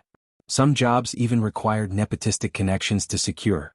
Anai Yang laughed. "It's not anything expensive as long as you don't mind." We don't mind at all. Why would we mind?" Yang Xiaowan went to the workshop and distributed the gifts Anai Yang had sent. "Let's see what's inside. Whatever Yang gave is sure to be good. This is real imported stuff. Wow, it's a watch." A voice filled with joy sounded from the crowd. A lovely lattice watch, small and delicate strap, and the watch face decorated with tiny diamonds which shimmered under the light, emitting a rainbow glow. In this era, a watch was a rare thing. Only those from well-off families would buy one, usually as part of a wedding ceremony. Even though they knew that whatever Anai Yang gave would not be disappointing, who could have imagined that Anai Yang would give each person a wristwatch? "I have seen this watch in the international market. It costs more than 200 yuan.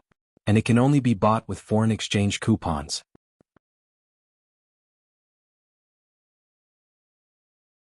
Chapter 554, Reminder for Li Ronghua to go to Dr. Wang's house _3. Yang is so generous. Last month my younger brother's wife bought a shabby watch for a few dozen yuan and bragged about it in front of me for ages. Just wait until I go back home with my holiday souvenirs and give her a taste of her own medicine. How lucky is it that our village has such a little blessing like Yang? Absolutely. The neighboring villages are green with envy. I heard from the village chief that many people are eager to move to our village. Dreaming about taking Yang away from us? No chance. Li Ronghua heard about Anai Yang's return when it was already past 5 in the late afternoon. She rushed to the Anai family's house immediately. Yang, did you bring the Parker pen for me?" She had planned to surprise her boyfriend, so she certainly couldn't let him down. Although Li Ronghua was quite fiery, she was truly good to her boyfriend and she was willing to give everything for him. "Yes, I did." Anai Yang nodded, taking out the pen case from her bag and handing it to Li Ronghua. Li Ronghua threw her arms around Anai Yang in excitement. Yang, thank you so much." "You're welcome." Anai Yang, whose ears still echoed with the conversation she had overheard at the airport, then added, "Sister Ronghua, have you ever visited your boyfriend's house?" "I have," Li Ronghua nodded. I've been there many times. What do you think of your boyfriend's parents? And I Yang continued to ask. They're quite nice. Li Ronghua responded happily, my boyfriend's parents are factory workers and their living conditions are pretty decent. Apart from my boyfriend, they also have a daughter who is in high school. And I Yang nodded slightly. Oh, are you planning to visit your boyfriend's house again soon? The last time at the airport, she had vaguely heard an aunt saying that a girl who had been courting her son was going to visit their home next month. At these words, Li Ronghua blushed and replied, yes, I'm going there early next month. And I Yang's heart thumped. Could it really be that the pursuing girl who was being mentioned is Li Ronghua? As a friend and superior of Li Ronghua, and I Yang couldn't just stand by and watch Li Ronghua jump into the fire. That family, including Li Ronghua's boyfriend, didn't value Li Ronghua at all. So, and I Yang then told Li Ronghua about the conversation she overheard at the airport. Hearing this, Li Ronghua chuckled, Yang, don't worry. My boyfriend's mother is a very good person, she would never say that. Did you buy your boyfriend a pair of sneakers for 68 yuan? And I Yang remembered that the aunt at the airport had bragged about it. I did. But, I am not the only one who bought that brand of sneakers for my boyfriend, it could be someone else. Li Ronghua had been dating her boyfriend for 3 years. She had full trust in him. When faced with this situation, the first thing she thought of was pure coincidence. If her boyfriend would deceive her, then there wouldn't be any good men left in this world. And I Yang gave her advices to this point and felt like it is better not to say too much. Sister Ronghua, there are a lot of hypocritical people around pretending to be good people. You must be vigilant and must not be deceived. You must have spent quite a lot on your boyfriend over the years, right? Li Ronghua then responded, it's all my own will. My boyfriend is a man of strong self-esteem, he never actively asks for anything from me, and I believe he will definitely achieve greatness in the future. Sister Ronghua, Li Ronghua laughed and interrupted Yang. Yang, I know you're worried about me. I can assure you that my boyfriend is definitely not like that. And besides, do I look easy to scam? And I Yang smiled faintly, as long as you are sure, Sister Ronghua. Yang, thank you for bringing me the pen. By the way, is 200 yuan enough for that pen? How much do I owe you? Li Ronghua is considerate and sensible as well. The Parker pen costs 240 yuan. Li Ronghua only gave 200. And I Yang was not a small-minded person and laughed as she said, it's enough, isn't 200 yuan enough to buy a pen? Oh, and Sister Ronghua, here's a gift I brought for you from the country. And I Yang picked up a small gift box and handed it to Li Ronghua. Li Ronghua was surprised and said, Yang, you even brought me a gift? Yes. And I Yang nodded, oh, and this is for Gooden and this is for Xianxia. Li Xianxia is Gooden's older brother who had previously lent study materials to An I Yang.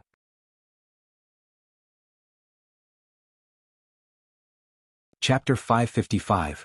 Reminder for Li Ronghua to go to Dr. Wang's house _4. Yang, you're really being too polite. Li Ronghua, somewhat embarrassed, received the 3 little boxes that An I Yang handed to her. Having grown up so much now, this is the first time Li Ronghua had ever received a gift and the feeling was quite peculiar. An I Yang laughed and said, no need to be so polite, it's not anything of high value. Li Ronghua returned home with her things. After getting home, she was so eager that she immediately opened the gift box from An I Yang. Inside was a very nice-looking watch. Li Ronghua happily put it on. When Gooden and Li Xianxia returned home, Li Ronghua tossed the 2 gift boxes at them. Here, these are from Yang. Li Xianxia managed to remain calm. Gooden jumped with joy, Sister An I Yang is back. Really? Sister. You better not be fooling me. Usually, Gooden would just call Li Ronghua by her name, but today, amazingly, he called Li Ronghua sister. Li Ronghua laughed and said, am I your real sister or is Yang? If people didn't know, they'd think Yang was your real sister. Gooden didn't even have time to unwrap the gift. He just ran outside, heading straight for the Ni family's courtyard. Sister An I Yang. Gooden. An I Yang pulled aside the door curtain and came out. Gooden rushed straight towards her and hugged An I Yang. Sister An I Yang, I missed you so much. Tweet. Just at that moment, a dark shadow swooped down and pecked a large bite on Gooden's face. Bad duo. Stinky duo. Why did you peck me? Gooden let go of An I Yang and attempted to hit duo, but couldn't reach him because duo flew too high. Gooden stopped bothering with duo, the evil bird, proceeded to walk to An I Yang's side and hugged An I Yang again. Sister An I Yang, when did you come back?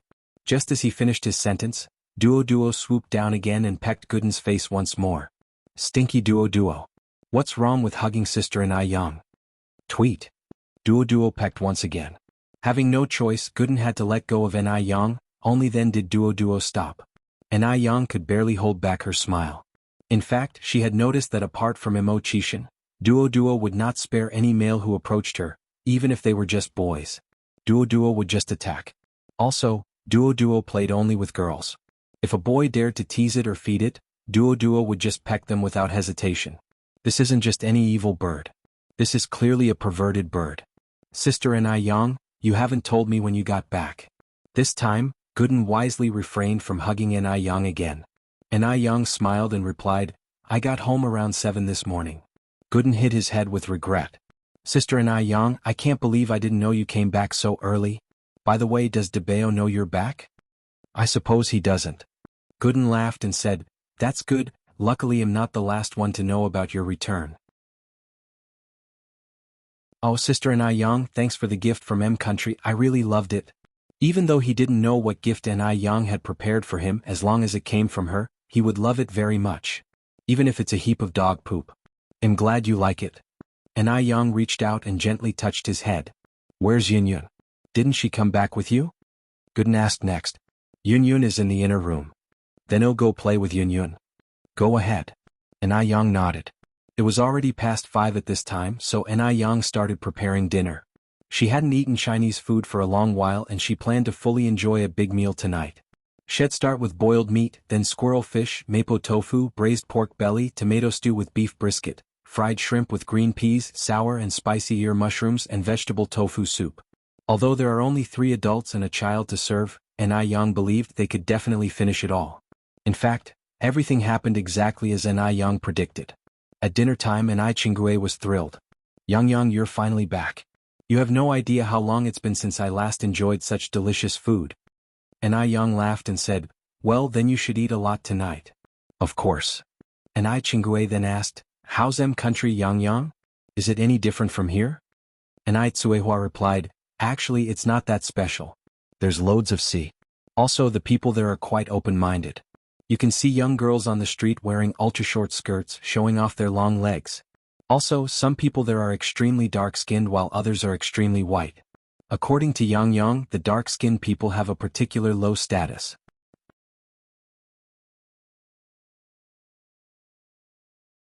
Chapter 556. Reminder for Li Ronghua to go to Dr. Wang's house _5. Ni Chingue listened very seriously, also filled with yearning. She wondered when her daughter could take her abroad for a trip. Unfortunately, this was a wish that could never be fulfilled. Ni Tsuehua continued, We took a lot of photos. After dinner, Sister Chingue, you can come to my room to look at them. Sure. Ni Chingue nodded eagerly. Despite planning to watch TV in Ni Quihua's room after dinner, Ni Chingue voluntarily washed the dishes. Ni Yang had worked hard to cook the meal, it was only right that she cleaned up.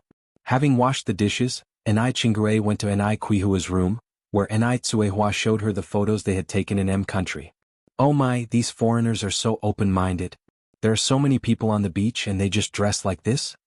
Yes, there are even more revealing outfits. Ha, Xiaomo went with you to M Country too? Ni Chingue noticed a photo of Imo-chishin and Ni Yang posing together in front of a castle. Ni Tsuehua shook her head, Xiaomo didn't go with us. He works in M Country. Ni Chingue continued to exclaim, Yang's mom, just look at Xiaomo and Yang together. They are such a perfect match, looking just like a wedding portrait. They are even more charming than the movie stars on television. You not only gave birth to a good daughter but also found a great son-in-law.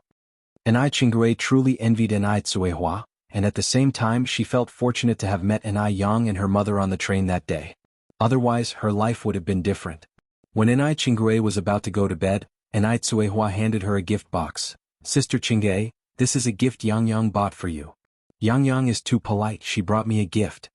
Sister Chingue, we are indebted to you for helping us settle in Beijing. Ni Tsuehua held Ni Chingue's hand. If they hadn't met Ni Chingue on the train, they would have been homeless when they first arrived in Beijing. Ni Chingue replied, Yang's mother, it's because you two are good people that people accepted you so quickly. Many people from out of town wanted to settle down in Jinghua village, but they all failed. After a pause, Ni Chingue added, Yang is really a good child. If she were my daughter, I'd wake up from my dreams laughing. Ni Tsuehua continued, Sister Qinggui Chunhua married and lives so far away. Haven't you ever thought about finding someone? At your age you could still have another child. Having lived with Enai Qinggui for more than a year, Enai Tsuehua had come to regard her as her own sister. Seeing Enai Qinggui so lonely truly pained Enai Tsuehua. As a single mother herself, she understood that Enai Qinggui had not had it easy, and yet Enai Qinggui was only 46 years old. What would she do when she grew old if she continued to live alone? Although society was conservative in those days, there were still many women who remarried. Enai Qinggui sighed, finding someone isn't so simple. If you meet someone unsuitable, you are better off alone. After her husband's death, she was introduced to several men, none of whom were suitable. Gradually, Enai Qinggui stopped thinking about these things. With Enai Tsuehua and Enai Yang at home, she did not feel lonely. But after they went away, Enai Qinggui struggled to adapt. Returning to an empty home and seeing the deserted yard made her very sad and filled her with an indescribable grief. Perhaps she really needed to find someone to share her life with. What about you? Yang mom? You are several years younger than I am. Haven't you thought about finding someone too? Is it because Yang disagrees? Enai Qinggui inquired. Enai Yang didn't look like someone unreasonable.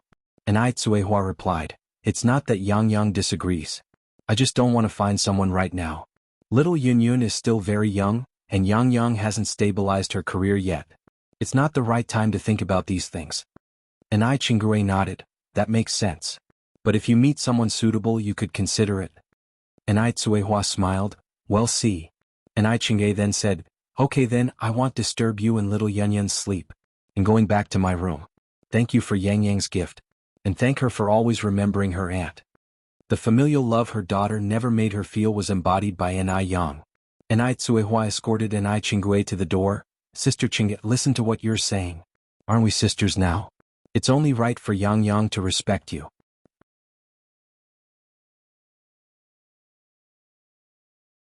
Chapter 557. Reminder for Li Ronghua to go to Dr. Wang's house _6.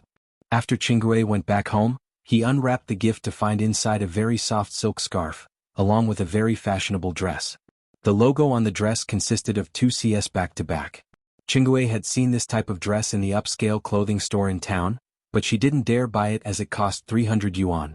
She remembered that she pointed out the dress when she saw it, but didn't expect Enai Yang not only remembered it but also bought it for her. Enai Yang even treated her better than her own daughter. The next day Enai Yang made a trip to the store. She did not go empty-handed, but brought with her the gifts she brought back from M country. Everyone was curious to know what M country was like, and Enai Yang found no annoyance in explaining it in detail. After Enai Yang left, everyone unwrapped the gifts and discovered a very exquisite watch inside. They were all extremely thrilled. The watch alone cost over 200 yuan, which was equivalent to almost half a year's wages for everyone. Upon leaving the store, Enai Yang proceeded to visit Dr. Wang Yili. As luck would have it, when she arrived, Dr. Wang wasn't home, so Enai Yang took out a pen from her pocket and left a note on the door of Wang Yili's house. Enai Yang was biking down the shady lane, her hair fluttering in the breeze, when a young couple passed by her. The boy glanced back at Enai Yang, his heartbeat losing its rhythm momentarily. After so many days, it seemed Enai Yang had become even more beautiful. Squad leader A, what are you looking at? Inquired the girl next to him out of curiosity. This sight seemed to overlap with a similar sight from a year ago, making Li Wei feel faintly bewildered. Nothing. Li Wei turns his head back around. So, squad leader, are you really planning on retaking the year? Followed up the girl.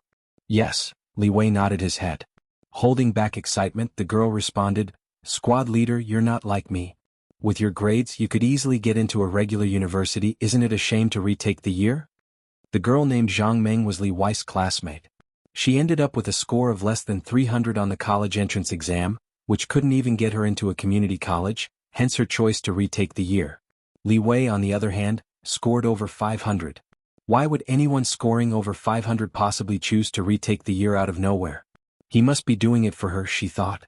With this thought, Zhang Meng felt a sweet sensation in her heart. Li Wei continued, well, aren't you also retaking the year? We can keep each other company. What she had been contemplating was one matter, but Li Wei's own admission was something else entirely. Zhang Meng looked at Li Wei with deep emotion. Squad leader? Li Wei smiled. Why are you looking at me like that? You're just too good to be true, replied Zhang Meng. By the way, do your parents support your decision to retake the year? Li Wei nodded. They don't have any objections. Your parents are really good people. Zhang Ming continued. So, what schools are you thinking of applying to next year, squad leader? I haven't decided yet. Li Wei replied. Squad leader, with your grades, I'm sure you'll get into a top-tier 985 school, Zhang Ming stated confidently. Li Wei responded, you'd better work hard too. Sure. Zhang Ming nodded solemnly. She was determined not to let Li Wei down. And Yang eventually made her way to the Mo family villa by bike. She had brought back presents for the elderly Mr. and Mrs. Mo, from the USA which she had come to deliver. The door was answered by the old butler of the Mo family, who warmly greeted Yang. Miss Anai has arrived. Please come in. Yang then asked, are Butler Missouri and Madame Mo at home?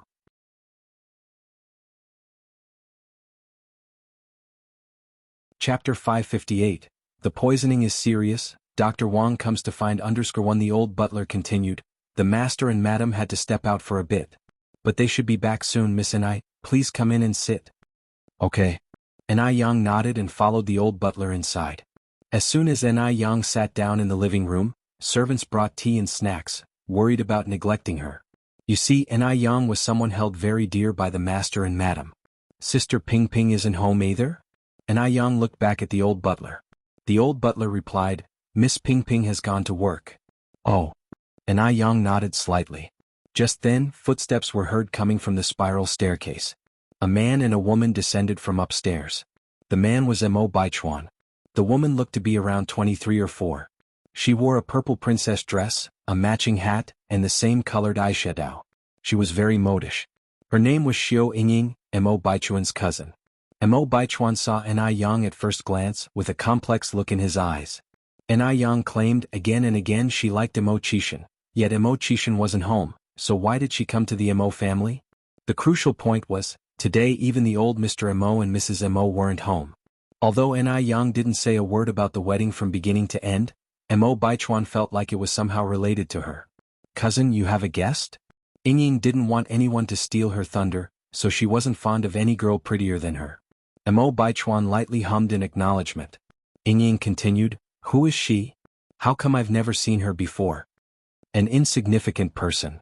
Shall we go up and say hi? Before Mo Baichuan could respond, Yingying walked straight up to Yang. Butler Li, our family has a guest, won't you introduce me? Butler Li smiled and replied, Miss Xiao, this is Yang, young Master SX's girlfriend. Miss Anai, this is Miss Xiao Yingying, the cousin of young Master Baichuan. So, she was that loser's girlfriend. What good does being good-looking do? In the end, she was still entangled with a loser. Hearing this, Xiao Yingying's eyes were filled with disdain. Yang greeted her with a smile. Miss Xiao. Xiao Yingying continued, Miss Anai is so pretty, may I ask what she works as? Self-employed. Yang replied unfetteredly. Xiao Yingying laughed. Well, you're a perfect match for Uncle Mo 6 then. A self-employed woman and a loser, isn't that the perfect match? Yang seemed not to notice the contempt in Xiao Yingying's eyes and casually responded, thank you. Xiao Yingying saw no point in wasting time on a self-employed woman and turned to Mo Baichuan. Let's go, cousin. Weren't you going to take me out for good food in Beijing? Mo Baichuan nodded his head. With that, Xiao Yingying looked back at Yang. Would Miss Anai like to join us? Mo Baichuan narrowed his eyes slightly. Would Yang pass up this opportunity to be alone with him? Definitely not. Just when Mo Baichuan was sure that Yang would accompany them, Yang spoke with a charming smile. Miss Xiao, you're too kind. I won't go. I wish you and my nephew a pleasant meal. Not go? Yang is actually not going. Not only was Yang not going, but she also directly called him nephew. At this point, was she still trying to go against the flow? Xiao Yingying continued, since Miss Anai isn't going, I guess I'll take my leave with cousin. Yang nodded slightly. Outside, Xiao Yingying pulled Mo Baichuan's arm. Cousin, where are you taking me to eat? Let's have Japanese food. Mo Baichuan said. Okay. Xiao Yingying nodded. Once they were at the Japanese restaurant, Xiao Yingying enthusiastically poured Mo Baichuan some water. Cousin, you should know why I came back from country to find you, right? Why? Mo Baichuan asked, drinking the water. Cousin, don't you really know? I don't know. Mo Baichuan's face was devoid of any expression. The men of the Mo family all shared a similar trait, they seldom smiled or spoke. Xiao Yingying complained, "Cousin, you're too boring. Even if you don't know, wouldn't you want to ask why I came back?" "I don't want to know." Xiao Yingying rolled her eyes, "Cousin, are you really not curious at all?" Mo Baichuan found no need to converse any further.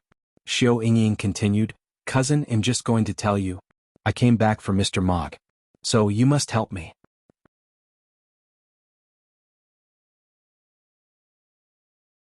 Chapter 559. The poisoning is very severe, Dr. Wang comes to find _2. Mr. Mog's name carries great weight in China, and he's even more desirable in the upper echelons of society. Regrettably, Mr. Mog never shows his face and doesn't accept any family's overtures. However, not long ago Mr. Mog amazingly took the initiative to send a birthday gift to Mrs. Mo. So, speculation is rampant outside that Mr. Mog definitely has a deep friendship with the Mo family. Also, for this reason, the Mo family's status in Beijing has been rising along with the tide. Even despite the big incident at the wedding, no one dared to propagate it, fearing they might accidentally offend Mr. Mog. Baichuan Mo frowned slightly, "What does this have to do with me?" "It has a lot to do with you." Yingying Xiao continued, "Cousin, don't you plan to introduce me to Mr. Mog? As the saying goes, don't let the water of your own mill flow into others' fields." Baichuan Mo answered, baffled, "I don't even know Mr. Mog, how can I introduce you to him?" Yingying Xiao laughed, "Cousin, stop pretending, I know you must know Mr. Mog. I know Mr. Mog is discreet and mysterious, and he doesn't want more people to know his identity, so rest assured, I promise I won't tell anyone about this." How could Baichuan Mo not know Mr. Mog? If Baichuan Mo didn't know Mr. Mog, then Mr. Mog wouldn't possibly have sent a birthday gift to Mrs. Mo. Mr. Mog made his fortune in F country, and coincidentally, Baichuan Mo studied there for 4 years. When Yingying Xiao heard that Mr. Mog had sent Mrs. Mo a birthday gift, she couldn't wait to come back from abroad. Should she be so lucky as to catch Mr. Mog's eye, that would be the greatest honor. Just as Baichuan Mo and Mr. Mog happened to be good friends, Baichuan Mo could easily introduce Mr. Mog with just a few words. Baichuan Mo stated, "I really don't know Mr. Mog." "Cousin." Yingying Xiao pulled on Baichuan Mo's arm, beginning to act spoiled. Baichuan Mo sighed, "Yingying, stop it. I really don't know Mr. Mog. I don't even know what Mog looks like." "Cousin?" Baichuan Mo slowly pushed away Yingying Xiao's hand. "Yingying, stop making a fuss." Yingying Xiao persisted, "Cousin, are you really my cousin? You won't even help me with this small thing." Just then the waiter brought the food to the table. "Let's eat." Baichuan Mo picked up his chopsticks. "Cousin, you really won't help me?" Yingying Xiao pouted. Baichuan Mo replied helplessly, "It's not that I want help, it's that I really don't know Mr. Mog." "Cousin, even if you want help me, you have to promise me one thing." Yingying Xiao continued. "Go ahead. I want to live at your house for a while." She didn't believe that Mr. Mog wouldn't visit, and when he did, she would naturally meet Mr. Mog. "What are you doing staying here?" Baichuan Mo frowned slightly. "I'm staying to work." Yingying Xiao replied. "Stop messing around." "I'm not messing around. I already talked to my mom about staying in Beijing." Yingying Xiao said seriously. Baichuan Mo added, "I will call your mom." "Go ahead, my mom already agreed." Yingying Xiao continued, "Cousin, aren't you going to introduce me to Mr. Mog?" Baichuan Mo frowned slightly, "How many times do I have to tell you, I don't know Mr. Mog?" He really doesn't know Mr. Mog, but obviously, Yingying Xiao doesn't believe him. "Cousin, stop lying to me. If you really didn't know Mr. Mog, why would he send your grandma a birthday gift? Think about it from another perspective. If I married Mr. Mog, it would be beneficial to you in the future." Yingying Xiao pleaded. "You should spend your time improving yourself instead of thinking about these pointless things. Even if you do meet Mr. Mog, what makes you think he will definitely like you? How can a girl have no restraint at all?" Baichuan Mo hates girls like Ni Yang who are hell-bent on attaching themselves to men. He never thought that Yingying Xiao would also turn into this kind of girl. Are all girls in the world the same? Even if Mr. Mog doesn't fancy me, at least I can be friends with him. Being associated with someone as powerful as Mr. Mog, even just slightly, could lead to a lifetime of prosperity. "Cousin, please help me."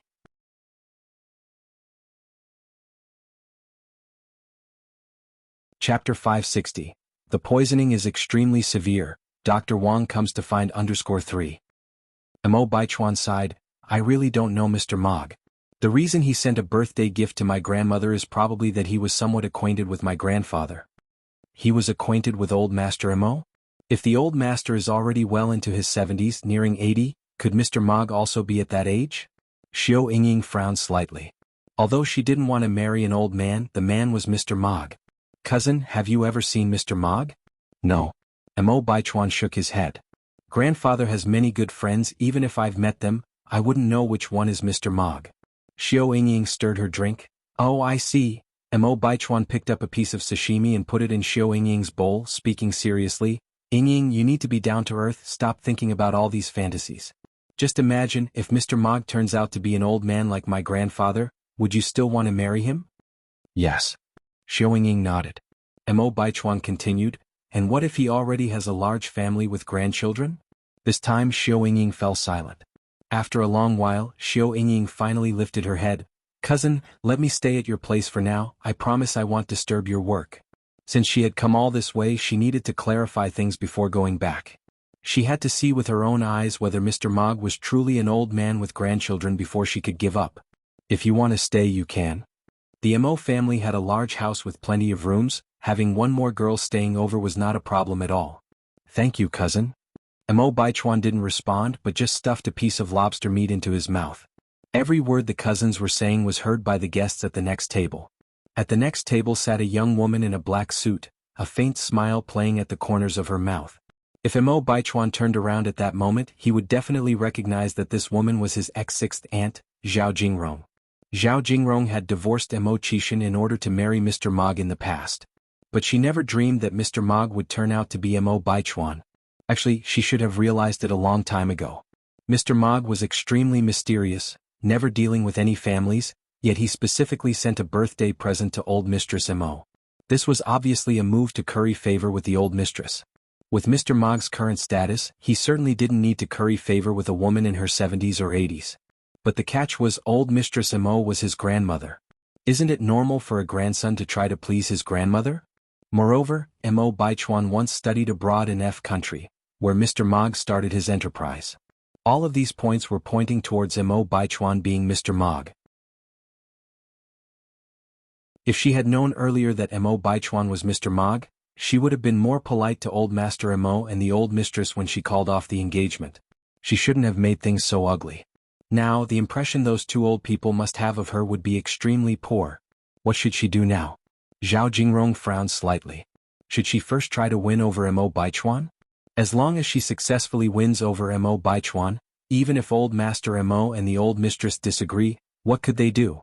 She needs to speed up her actions while not many people know that Mo Baichuan is Mr. Mog yet. Otherwise, if anyone gets a jump on her, it would be bad.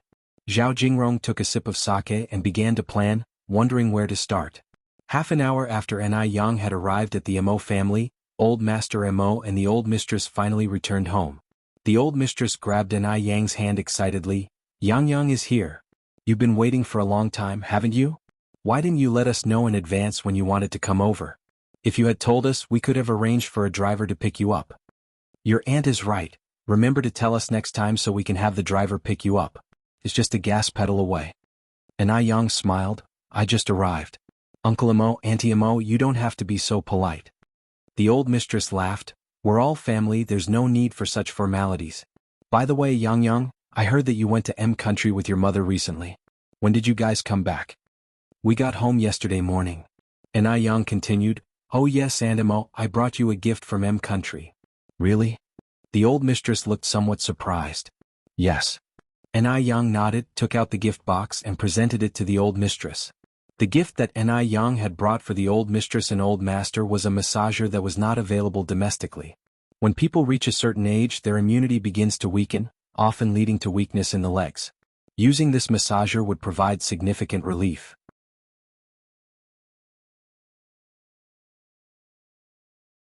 Chapter 561. The poisoning is tremendously severe. Dr. Wang comes to find _4. Since the instructions were all in English, Yang began teaching the two elders how to use the massager. In the afternoon, Yang proposed to leave. The lady and the master of the Mo family tried several times to persuade her to stay for dinner, but were rejected by Yang. Firstly because she had other things to do, and secondly because she was unwilling to face Imo Baichuan, especially when Imo Qixin was not around. With no other choice, the elderly couple from the Imo family could only see Ni Yang to the door. "And Imo, Uncle Imo, please go back inside."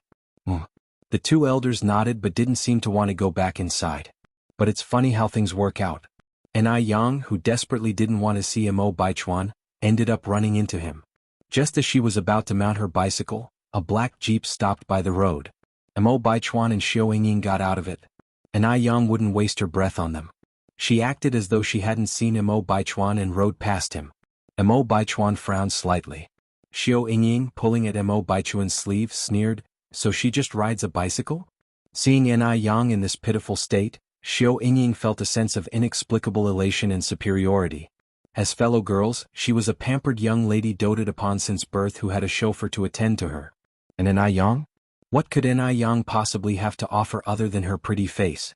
Even her boyfriend was beneath her. Imo Baichuan didn't show any expression. She is just a sole proprietor, what else do you think she can ride? Xiao Yingying chuckled. Cousin, has the Imo family ever thought about getting her a car? After all, she did come knocking against the grain. Surely you can't let her get the short end of the stick. Riding that kind of bicycle here is so embarrassing. Imo Baichuan remained silent, but a flicker of contempt clearly flashed in his eyes.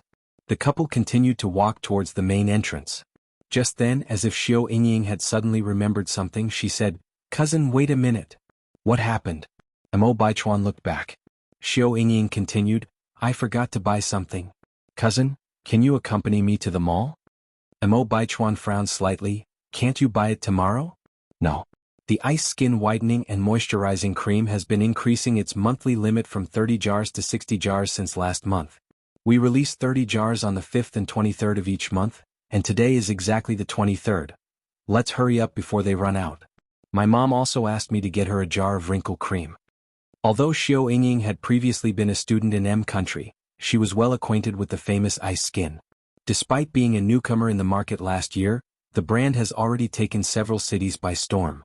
People have even flown in from other cities specifically to purchase its products.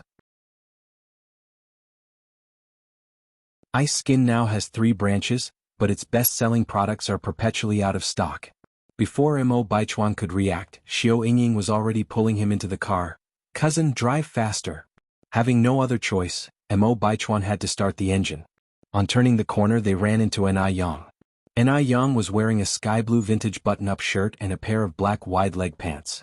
Her dark, lustrous hair was loose behind her, blowing elegantly in the breeze. From the side, she resembled a female university student from the Republican era. Innocent, beautiful, peaceful, untouched by the worldly hustle and bustle. "I must say this Ni Yang is rather attractive," Xiao Yingying remarked as she glanced out the window. "Otherwise, why would my 6th uncle be so smitten with her?" Imo Baichuan replied. In Imo Baichuan's eyes, Imo Qixin had fallen too deeply to listen to reason. No matter how many times Head tried to warn Imo Qixin, he wouldn't believe him. Moreover, he would even mock him. Perhaps this is what people mean by love is blind. Xiao Yingying laughed, bluntly commenting, "Your 6th uncle is a fool." Indeed, he is quite a fool. Imo Baichuan narrowed his eyes but didn't vocalize the thought. After all, Imo Qixin was his uncle. The car was fast and they arrived at the mall in about 15 minutes. Xiao Yingying dragged Imo Baichuan directly to the Ice Skin store on the 3rd floor. When they arrived at the entrance they saw a long line inside and outside the store. Everyone in line was buying the whitening and moisturizing cream and wrinkle cream. Xiao Yingying dragged Imo Baichuan to the line. At this time a sales associate in a green dress came out. "May I ask if you two are lining up to buy the whitening and moisturizing cream and wrinkle cream?"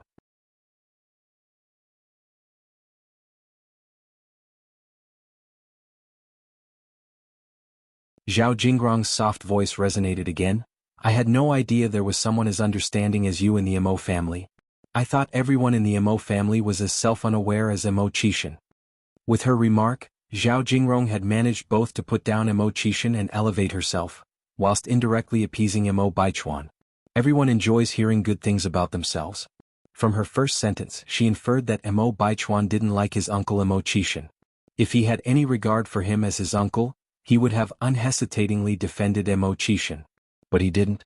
Why would that be? Imo Baichuan chuckled. Zhao Jingrong pretended not to know. By the way, who is this beautiful lady at your side? Your girlfriend? No, Mo Baichuan continued, this is my cousin, Xiao Yingying. Xiao Yingying naturally felt pleased at being complimented for her beauty, and so her opinion of Zhao Jingrong improved considerably.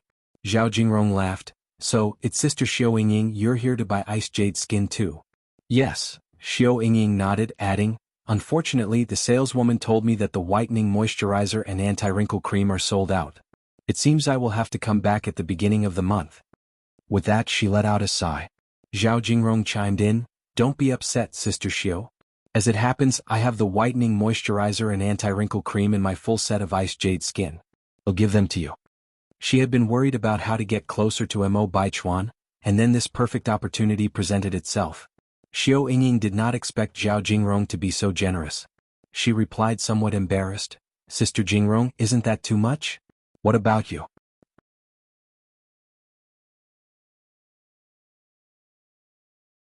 Chapter 563. The poisoning is extremely severe. Dr. Wang comes to find _6. Xiao Yingying was so excited she even included her sister in it. Zhao Jingrong laughed and said, there's no problem with that. I have some leftovers at home. They would only sit around if I brought them back, so it's better to give them to someone who needs them.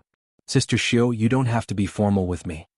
Xiao Yingying already wanted the full set of ice muscle jade skin, so she readily accepted it, saying, Sister Jingrong, I really can't thank you enough. You're welcome. Mo Baichuan took his wallet out from his pocket and looked at Zhao Jingrong. How much is it? They'll pay you. He didn't want to owe anyone anything. Zhao Jingrong laughed and said, do I, Zhao Jingrong, look stingy to you? Think of it as a welcome gift for Sister Xiao. But, Zhao Jingrong continued, Mo Baichuan, if you really feel embarrassed, just invite me for a meal next time. Alright, I have errands to run. I am leaving. Goodbye. With that, Zhao Jingrong hurriedly walked away. Even though she knew Mo Baichuan was Mr. Mog, Zhao Jingrong wasn't in a hurry. She planned to slowly win over Mo Baichuan, making him sink into her charms one step at a time. Watching Zhao Jingrong's departing figure, Xiao Yingying happily said, Sister Jingrong is such a good person. It's fortunate she didn't marry your worthless sixth uncle, or she would have wasted her whole life. Without saying much, Mo Baichuan only responded, we should get going. After leaving the Mo family, Yang went to the store first to buy some cigarettes, then to the restaurant. Nearly 3 months had passed, and the restaurant was almost fully renovated, only final touches were needed. Uncle Tiniu. Yang here. Wang Tiniu immediately put down the sandpaper in his hand. Yang smiled, Uncle Tiniu, thank you for your hard work during this time. Somewhat embarrassed, Wang Tiniu said, that's nothing. There's nothing hard about it. Yang handed over the cigarettes she just bought from the store. Uncle Tiniu, take these cigarettes and give each person a pack. Yang, you're already paying us very well, I can't take these cigarettes. Ordinary workers only get 80 cents a day, but Yang was paying them 2.5 yuan a day, and providing them with a meal at noon, so everyone had full energy at work without any slack. Just take it, these cigarettes are for everyone, not just for you. Yang directly stuffed the cigarettes into Wang Tainia's hand. Then let me thank you on everyone's behalf. Yang laughed and said, there's nothing to thank. Everyone is doing manual labor, I should be the one to thank you all. Oh right, Uncle Tiniu, the furniture factory should deliver the tables and chairs tomorrow. You just need to arrange them according to this design. Yang handed Wang Tiniu a design diagram. The design was drawn by Yang herself. She had good drawing skills, which made it very realistic and natural, so any ordinary person could understand it at a glance. Wang Tiniu nodded, alright Yang. You can count on me. After Yang left, Wang Tiniu distributed the cigarettes Yang bought to everyone. Red peony cigarettes with a retail price of 1 yuan per pack. Normally, everyone would hesitate to smoke such expensive cigarettes. Yang is such a polite girl. I will save this cigarette and smoke it during the new year. The next morning. Just as Yang opened her eyes, she heard Cuihua knocking on the door. Yang, wake up, Dr. Wang is here. He said there's something urgent he needs to discuss with you.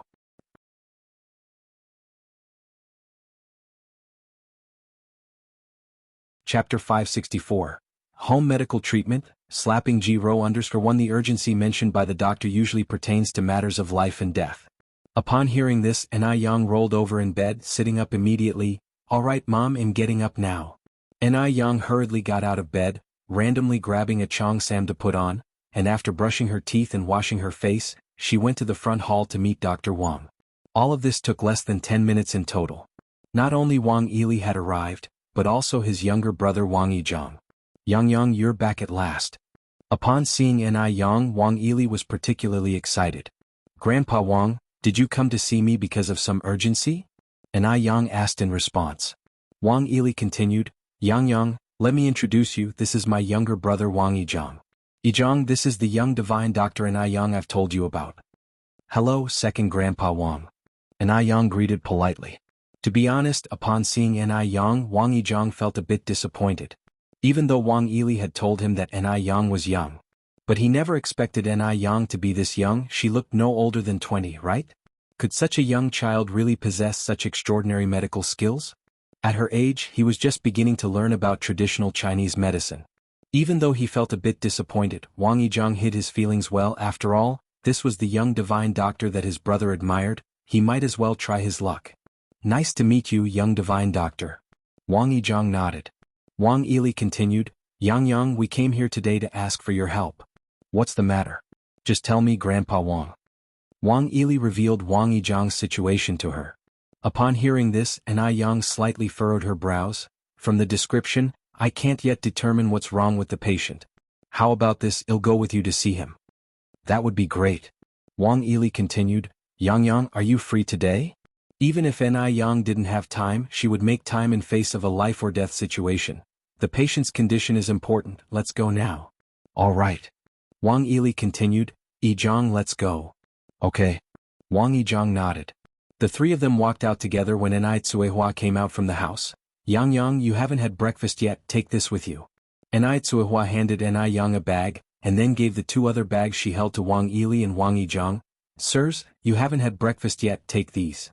Madam Yang, you're too kind, we've already eaten. Both of them politely declined. They rushed over empty-handed early in the morning without bringing any gifts. Even if they really hadn't eaten, they felt embarrassed accepting the breakfast from Ni Tsuehua. Ni Tsuehua noticed that Wang Yili and Wang Yizhang hadn't eaten, and she continued, Sirs, don't be so polite, take it. Everything is homemade, not worth much. Hearing this, Wang Yili accepted it. Thank you, Madam Yang. You're welcome. The breakfast included a bottle of milk and a sandwich. Ni Yang first finished the sandwich and then started drinking the milk. The milk at this time was stored in glass bottles which looked quite appetizing. The sandwich was taught to Ni Tsuehua by Ni Yang, with ingredients like fried eggs, meat slices, lettuce, pickles and a layer of chili oil. It tasted sour and spicy, the lettuce and pickles effectively reducing the greasiness of the eggs and meat, very appetizing. Both Wang Yili and Wang Yizhang had never eaten a sandwich before and found it very novel. Yang, what is this? A meat sandwich? It seemed like a meat sandwich, but it also didn't look like one, and it tasted much better than a meat sandwich. Ni Yang laughed, this is called a sandwich. Sandwich. Wang Yili and Wang Yizhang looked at each other, they had never heard of such a strange name before. Ni Yang nodded, then said, the sandwich is a foreign fast food dish, and I've adapted it according to the Chinese taste. Oh, I see. Wang Yili nodded, then said, this sandwich is really delicious. Ni Yang smirked, Grandpa Wang, if you like it, you can always come to my house as a guest. Where Mr. Abner lived was downtown. About an hour later, their car arrived at the destination. Brother Yang, we have arrived. Wang Yizhang spoke first. Good, let's get out of the car. Wang Yili opened the car door.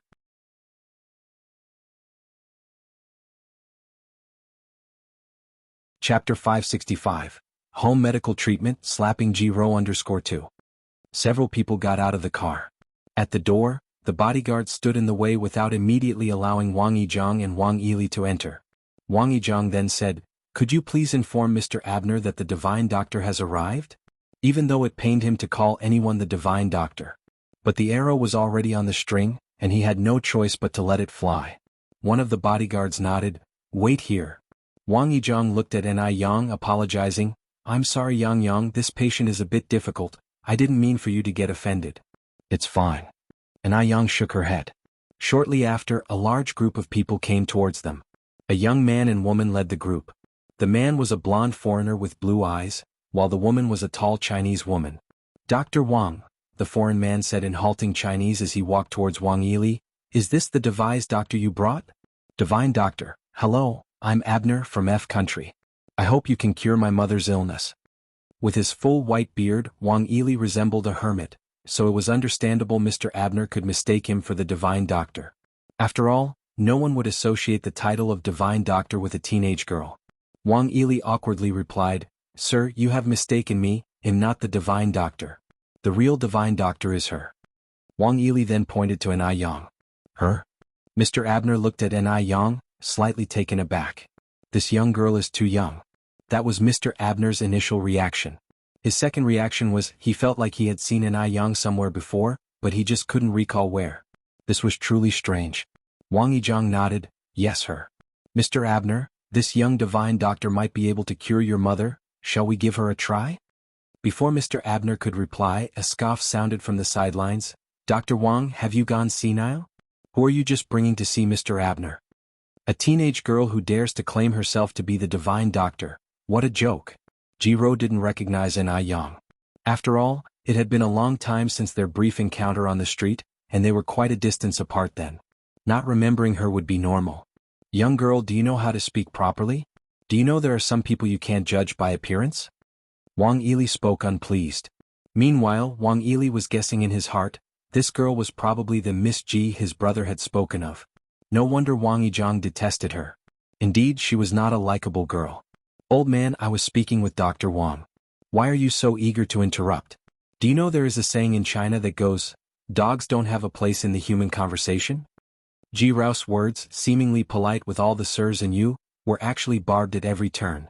Wang Yili's face turned a deep red, yet he was left with no retort. At this moment, a soft voice floated in the air. I wonder if this lady here has heard of another Chinese saying, respect your elders? Despite being younger than Ji Rao, Anai Yang's aura was superior. Her calm remark turned Ji Rao's face pale. Ji Rao had never been put down so harshly before. After all, respecting elders is a virtue that has been passed down in China for 5,000 years. Mr. Abner turned to look at Anai Yang, a sudden enthusiasm in his eyes. I remember now.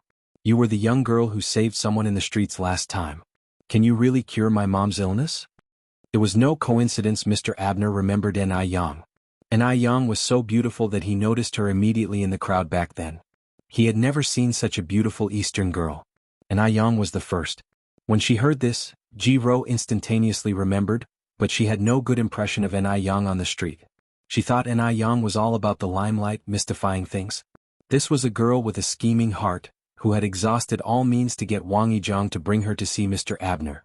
She was just trying to bewitch Mr. Abner with her face and gain power. What a disgrace. Instead of studying hard at such a young age, she was doing dishonorable things. Wasn't that shameful? Perhaps even what happened that day on the street was a setup by Anai Yang. She just wanted to attract Mr. Abner's attention and stage today's drama.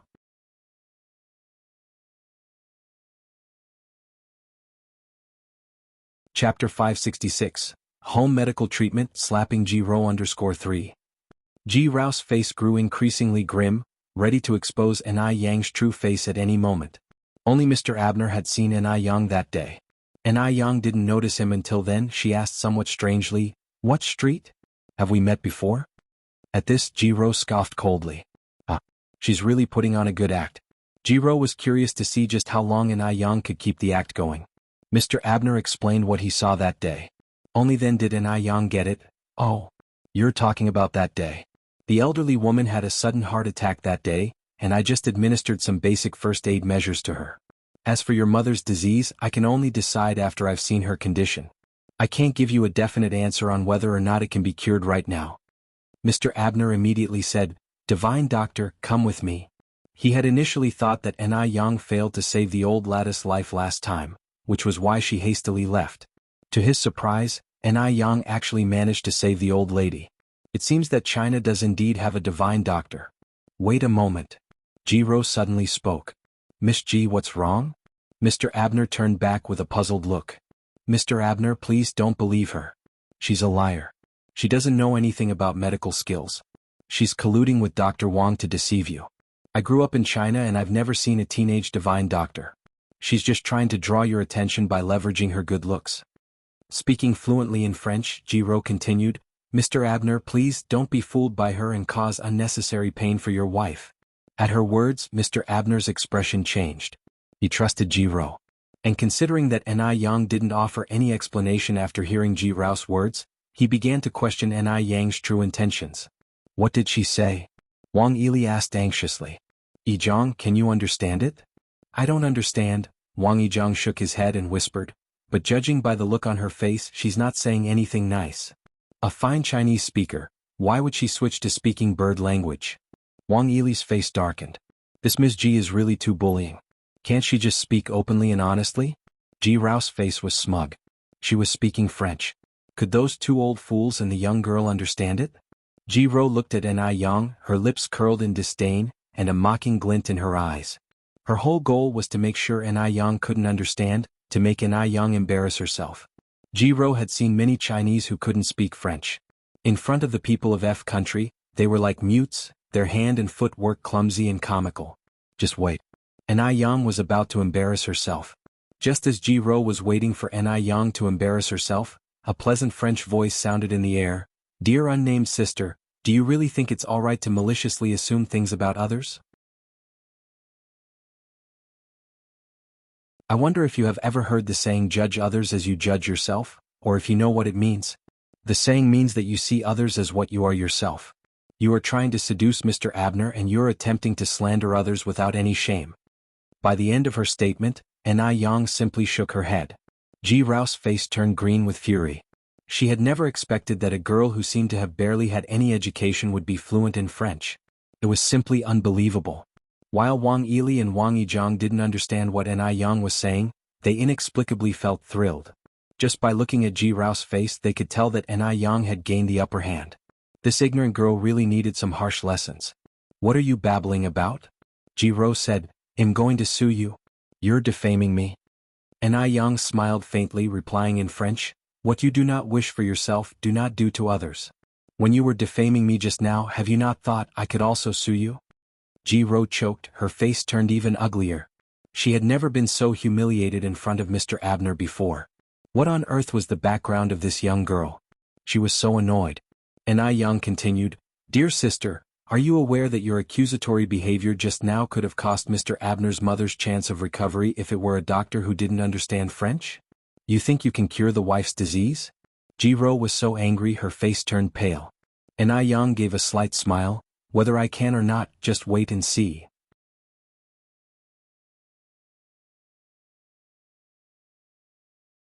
Chapter 567, Home Medical Treatment, Slapping Ji Rao _4. Ni Yang's actions not only took Ji Rao by surprise but also Mr. Abner. He never expected that Ni Yang would be able to strike back so beautifully in front of the powerful Ji Rao. A person who can speak French so fluently mustn't have poor medical skills. You should know, French is one of the top 10 hardest languages in the world to learn. Even Ji Rao, who had lived in F country for 7 or 8 years, only managed to learn it so fluently. Divine Doctor, please come with me. To show his respect for Ni Yang, Mr. Abner still spoke in Chinese. Mr. Abner. Ji Rao was not satisfied. Miss Ji, I think you should be clear about your status. While saying this neutrally, Ji Rao shivered all over. What was her status? At best, she was just a senior assistant to Mr. Abner. Wang Yili glanced at Ji Rao with a cold hum and walked straight past her. Wang Yizhang also showed no friendly face toward Ji Rao. Ji Rao's face was uglier than it ever had been before, but she had to suppress her anger and follow behind the group. She was eager to see what kind of abilities Ni Yang actually had. Mr. Abner's mother was staying on the 3rd floor. The bedroom was large, well-ventilated, and almost odorless. This is my mother, said Mr. Abner, pointing to the middle-aged woman lying on the bed. Mr. Abner's mother was 47 years old. Her name was Georgia. Georgia was covered in tubes for life support. She didn't look frail like a typical patient, but was rather radiant. If it weren't for the tubes in her body, anyone would think she was healthy. Ni Yang had never seen such a phenomenon. It was Wang Yili's first time seeing Georgia. He turned his head to Wang Yizhang and said, Strange, I've never seen a patient like this. Ni Yang didn't say much. Instead, she sat down beside Georgia and reached out her hand to feel her pulse, concentrating on her diagnosis. The only sound in the ward was the beeping of the heart monitor. After a while, Ni Yang slowly opened her eyes. Mr. Abner asked anxiously, "How is it? Divine Doctor, can my mother be saved?" His mother's illness had been going on for too long. Each day felt like torture to her. Seeing his mother like this as a son, Mr. Abner was truly distressed. "Your mother is suffering from cold syndrome.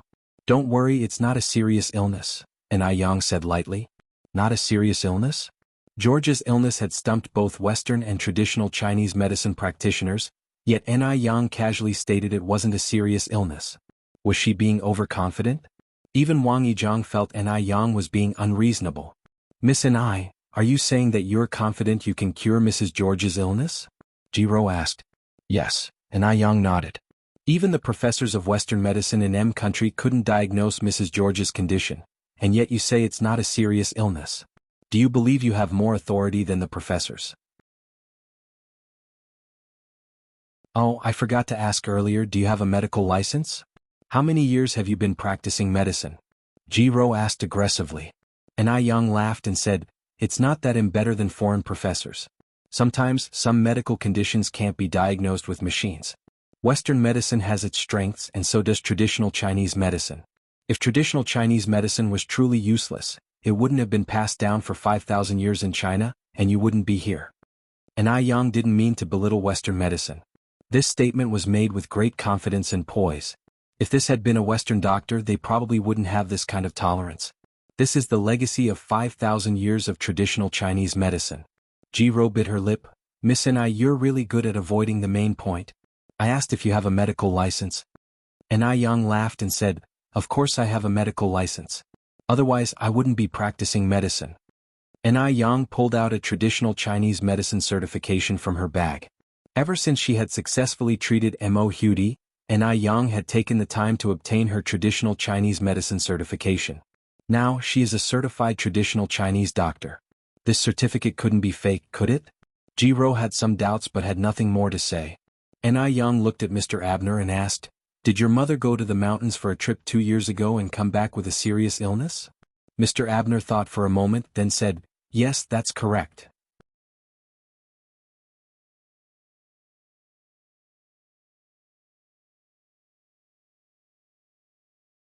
Given your prestigious status, who knows how many Chinese people want to curry favor with you? Yang slightly frowned. "Looking down on your own compatriots like this, aren't you Chinese, sister?" "Of course I'm not Chinese." A gleam of triumph flashed in Ji Rao's eyes. She was now a citizen of country F. Yang smiled faintly. "It's lucky that we're living in a time of peace. Otherwise you'd certainly be seen as a traitor." "You?" Jiro was furious. "Did I say anything wrong?" Yang raised her eyebrows slightly. "Sister, you owe traditional Chinese medicine an apology." Jiro carried herself with righteous indignation.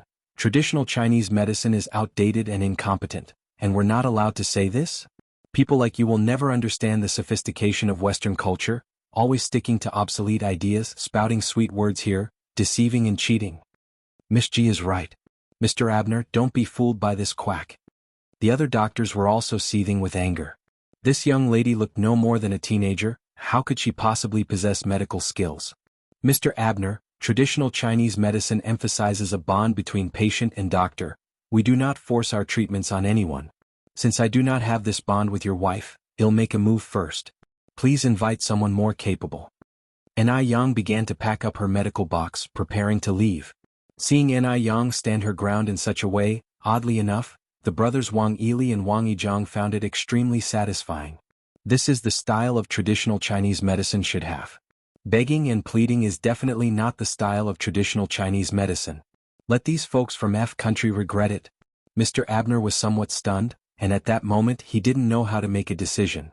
His mother had indeed been relying on this equipment to sustain her life for some time. If the tubes were recklessly pulled out and that caused her to lose her life, he would have become an accomplice. Yang put away her medical kit and started to leave, and everyone in the room made way for her. Seeing this, a self-satisfied expression appeared on Ji Rao's face. She knew Yang didn't have much of a knack. If she did, she wouldn't have slunk off with her tail between her legs.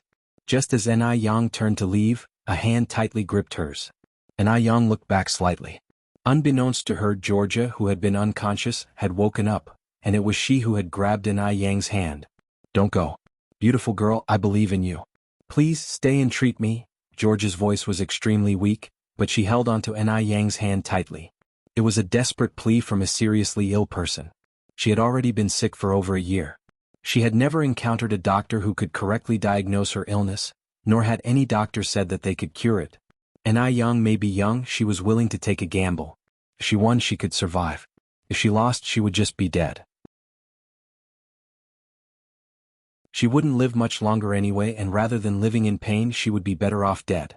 Looking into George's dull eyes, Ni Yang couldn't bear to refuse and nodded, "Okay. Thank you." A pale smile appeared at the corners of George's mouth. "Madam, you're being foolish." Jiro hastily walked forward. "Shut up. This is not your place to speak." Georgia turned to look at Mr. Abner. "Abner?" Jiro's face whitened. "Mom?" Mr. Abner walked over to Georgia. Georgia continued, "If anything unexpected happens during the procedure, it has nothing to do with this young lady. Please don't blame her. Because this is my own choice. She was already a dying person, and she absolutely could not involve others in her troubles before her death."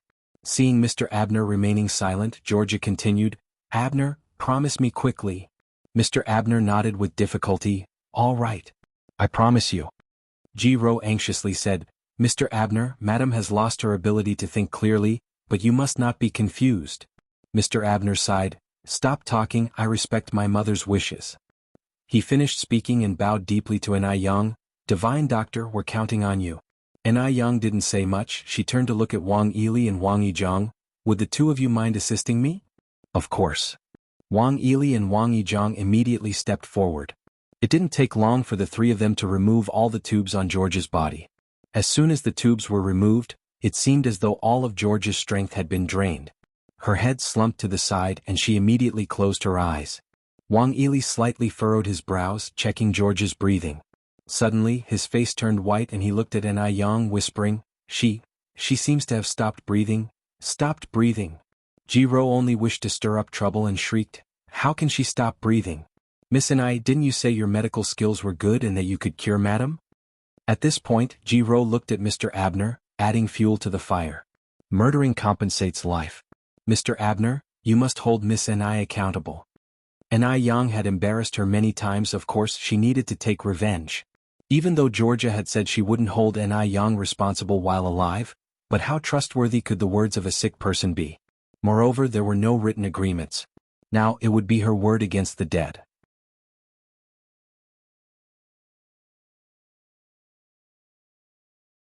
Chapter 569. Insane Slapping. _1 Thinking about Ni Yang's impending prison sentence, Ji Rao's heart was filled with exhilaration. Mr. Abner's face immediately turned pale. His legs buckled and he looked like he was about to collapse on the ground. Just then a fair hand grabbed his wrist. "There's nothing to worry about. From a medical perspective, your wife is merely in a state of apparent death." Her voice was soft and bland, but it was having a calming effect on him. The temperature of Mr. Abner's body finally began to rise slowly. "Apparent death? Impossible. My wife is clearly dead," Jiro argued. "Mr. Abner, don't listen to her absurdities." Ni Yang glanced at Jiro and smirked. "It appears that you desperately want your wife to die." On hearing those words, Mr. Abner slightly furrowed his brow, his eyes full of displeasure as he looked at Jiro. Jiro also quickly realized her mistake and immediately corrected herself. "Mr. Abner, I didn't mean that. I'm just overly worried and anxious." She was clearly dead. Could Ni Yang bring somebody back to life? Jiro bit her lip, anxious to see how Ni Yang would handle this situation. Mr. Abner's face had finally eased a little. Ni Yang turned to Wang Yili and Wang Yizhang. "Do you have the acupuncture kits?" "Yes," they both nodded. It is said in the Qianjin Fang that each acupuncture point has its implications. Let's start acupuncture on your wife now. Lord Wang, you are in charge of the Tianshu acupoint and above. It should be 3 finger widths in. Lord Wang II, you're responsible for the points below the Tianshu acupoint. The Shuahai acupuncture's point should be 3 finger widths down. The ancient people had named each of the meridian points on the human body for a reason. Acupuncture had been passed down for thousands of years. As long as the needle is inserted correctly, and the meridians are unblocked, the illness should be half cured. Hearing this, Wang Yili and Wang Yizhang proceeded with the acupuncture without any hesitation. If Ni Yang said that Georgia was not dead, then there must be a reason for it. The Western doctors stood there, their faces filled with astonishment. Although they frequently performed surgeries in Western medicine, they really hadn't seen acupuncture before. Could this really work? A few of them started to whisper amongst themselves. And Yang didn't care about them. She inserted the last silver needle into George's Baihui acupoint. She was wearing a white long-sleeve cheongsam. Her pure black border complemented her radiant black hair perfectly. Her slender wrist, as delicate as white lotus root, fell from the sleeve. Her slender fingertips rotated the silver needle slowly. She appeared focused and serious. One of her hair strands slid over her cheek. The interplay of white and black created a beautiful scenery. Even without makeup, her beauty was breathtaking. Ji-ro looked down at her own cheongsam and felt a nameless inferiority complex. Ji-ro had a typical face for a woman from the water towns in the south of the Yangtze River, making her a perfect match for a cheongsam. She never envisioned someone else would look better in a cheongsam than her. It felt as if something that originally belonged to her had been stolen. If a girl like Yang were to get a chance to shine, she would soar high in the sky. Therefore she could not allow Yang to turn her fortunes around today. Ji-ro clenched her fingers. Mr. Abner, you... Ji-ro was just about to say something but was interrupted by Mr. Abner. Miss Ji, you're tired. You should go rest. Is Mr. Abner intending to shield Yang? Ji-ro squinted her eyes. Although she was unhappy, she had no choice but to leave. Yang's treatment continued. The more Ji-ro thought about it, the more uncomfortable she got. She couldn't let Yang get away with such a crime. She walked out of the manor, arrived at the public phone booth and dialed a number. Hello, is this the police station? A quack doctor has taken a life at Wanqing Manor. The detailed address is... After she hung up the phone, a satisfied smile curled up on Ji-ro's lips. There was no escape for Yang now. A life had been lost after all. The police were quick to arrive. In no time one could hear the siren outside. Ji-ro adjusted her cheongsam and hairstyle and followed behind the police officers, heading to George's room smugly. Just you wait. Yang was about to become a convict. The room was full of Western doctors who all made way for the police as they entered, casting sympathetic glances at Yang. The police had arrived. Mr. Abner wouldn't be able to shield her anymore. We received a call about a quack doctor who claimed a life here. Where is the deceased? You're tuning in to the Phantom Sword Chronicles YouTube channel. Don't forget to subscribe and join us on this journey to catch the most captivating stories.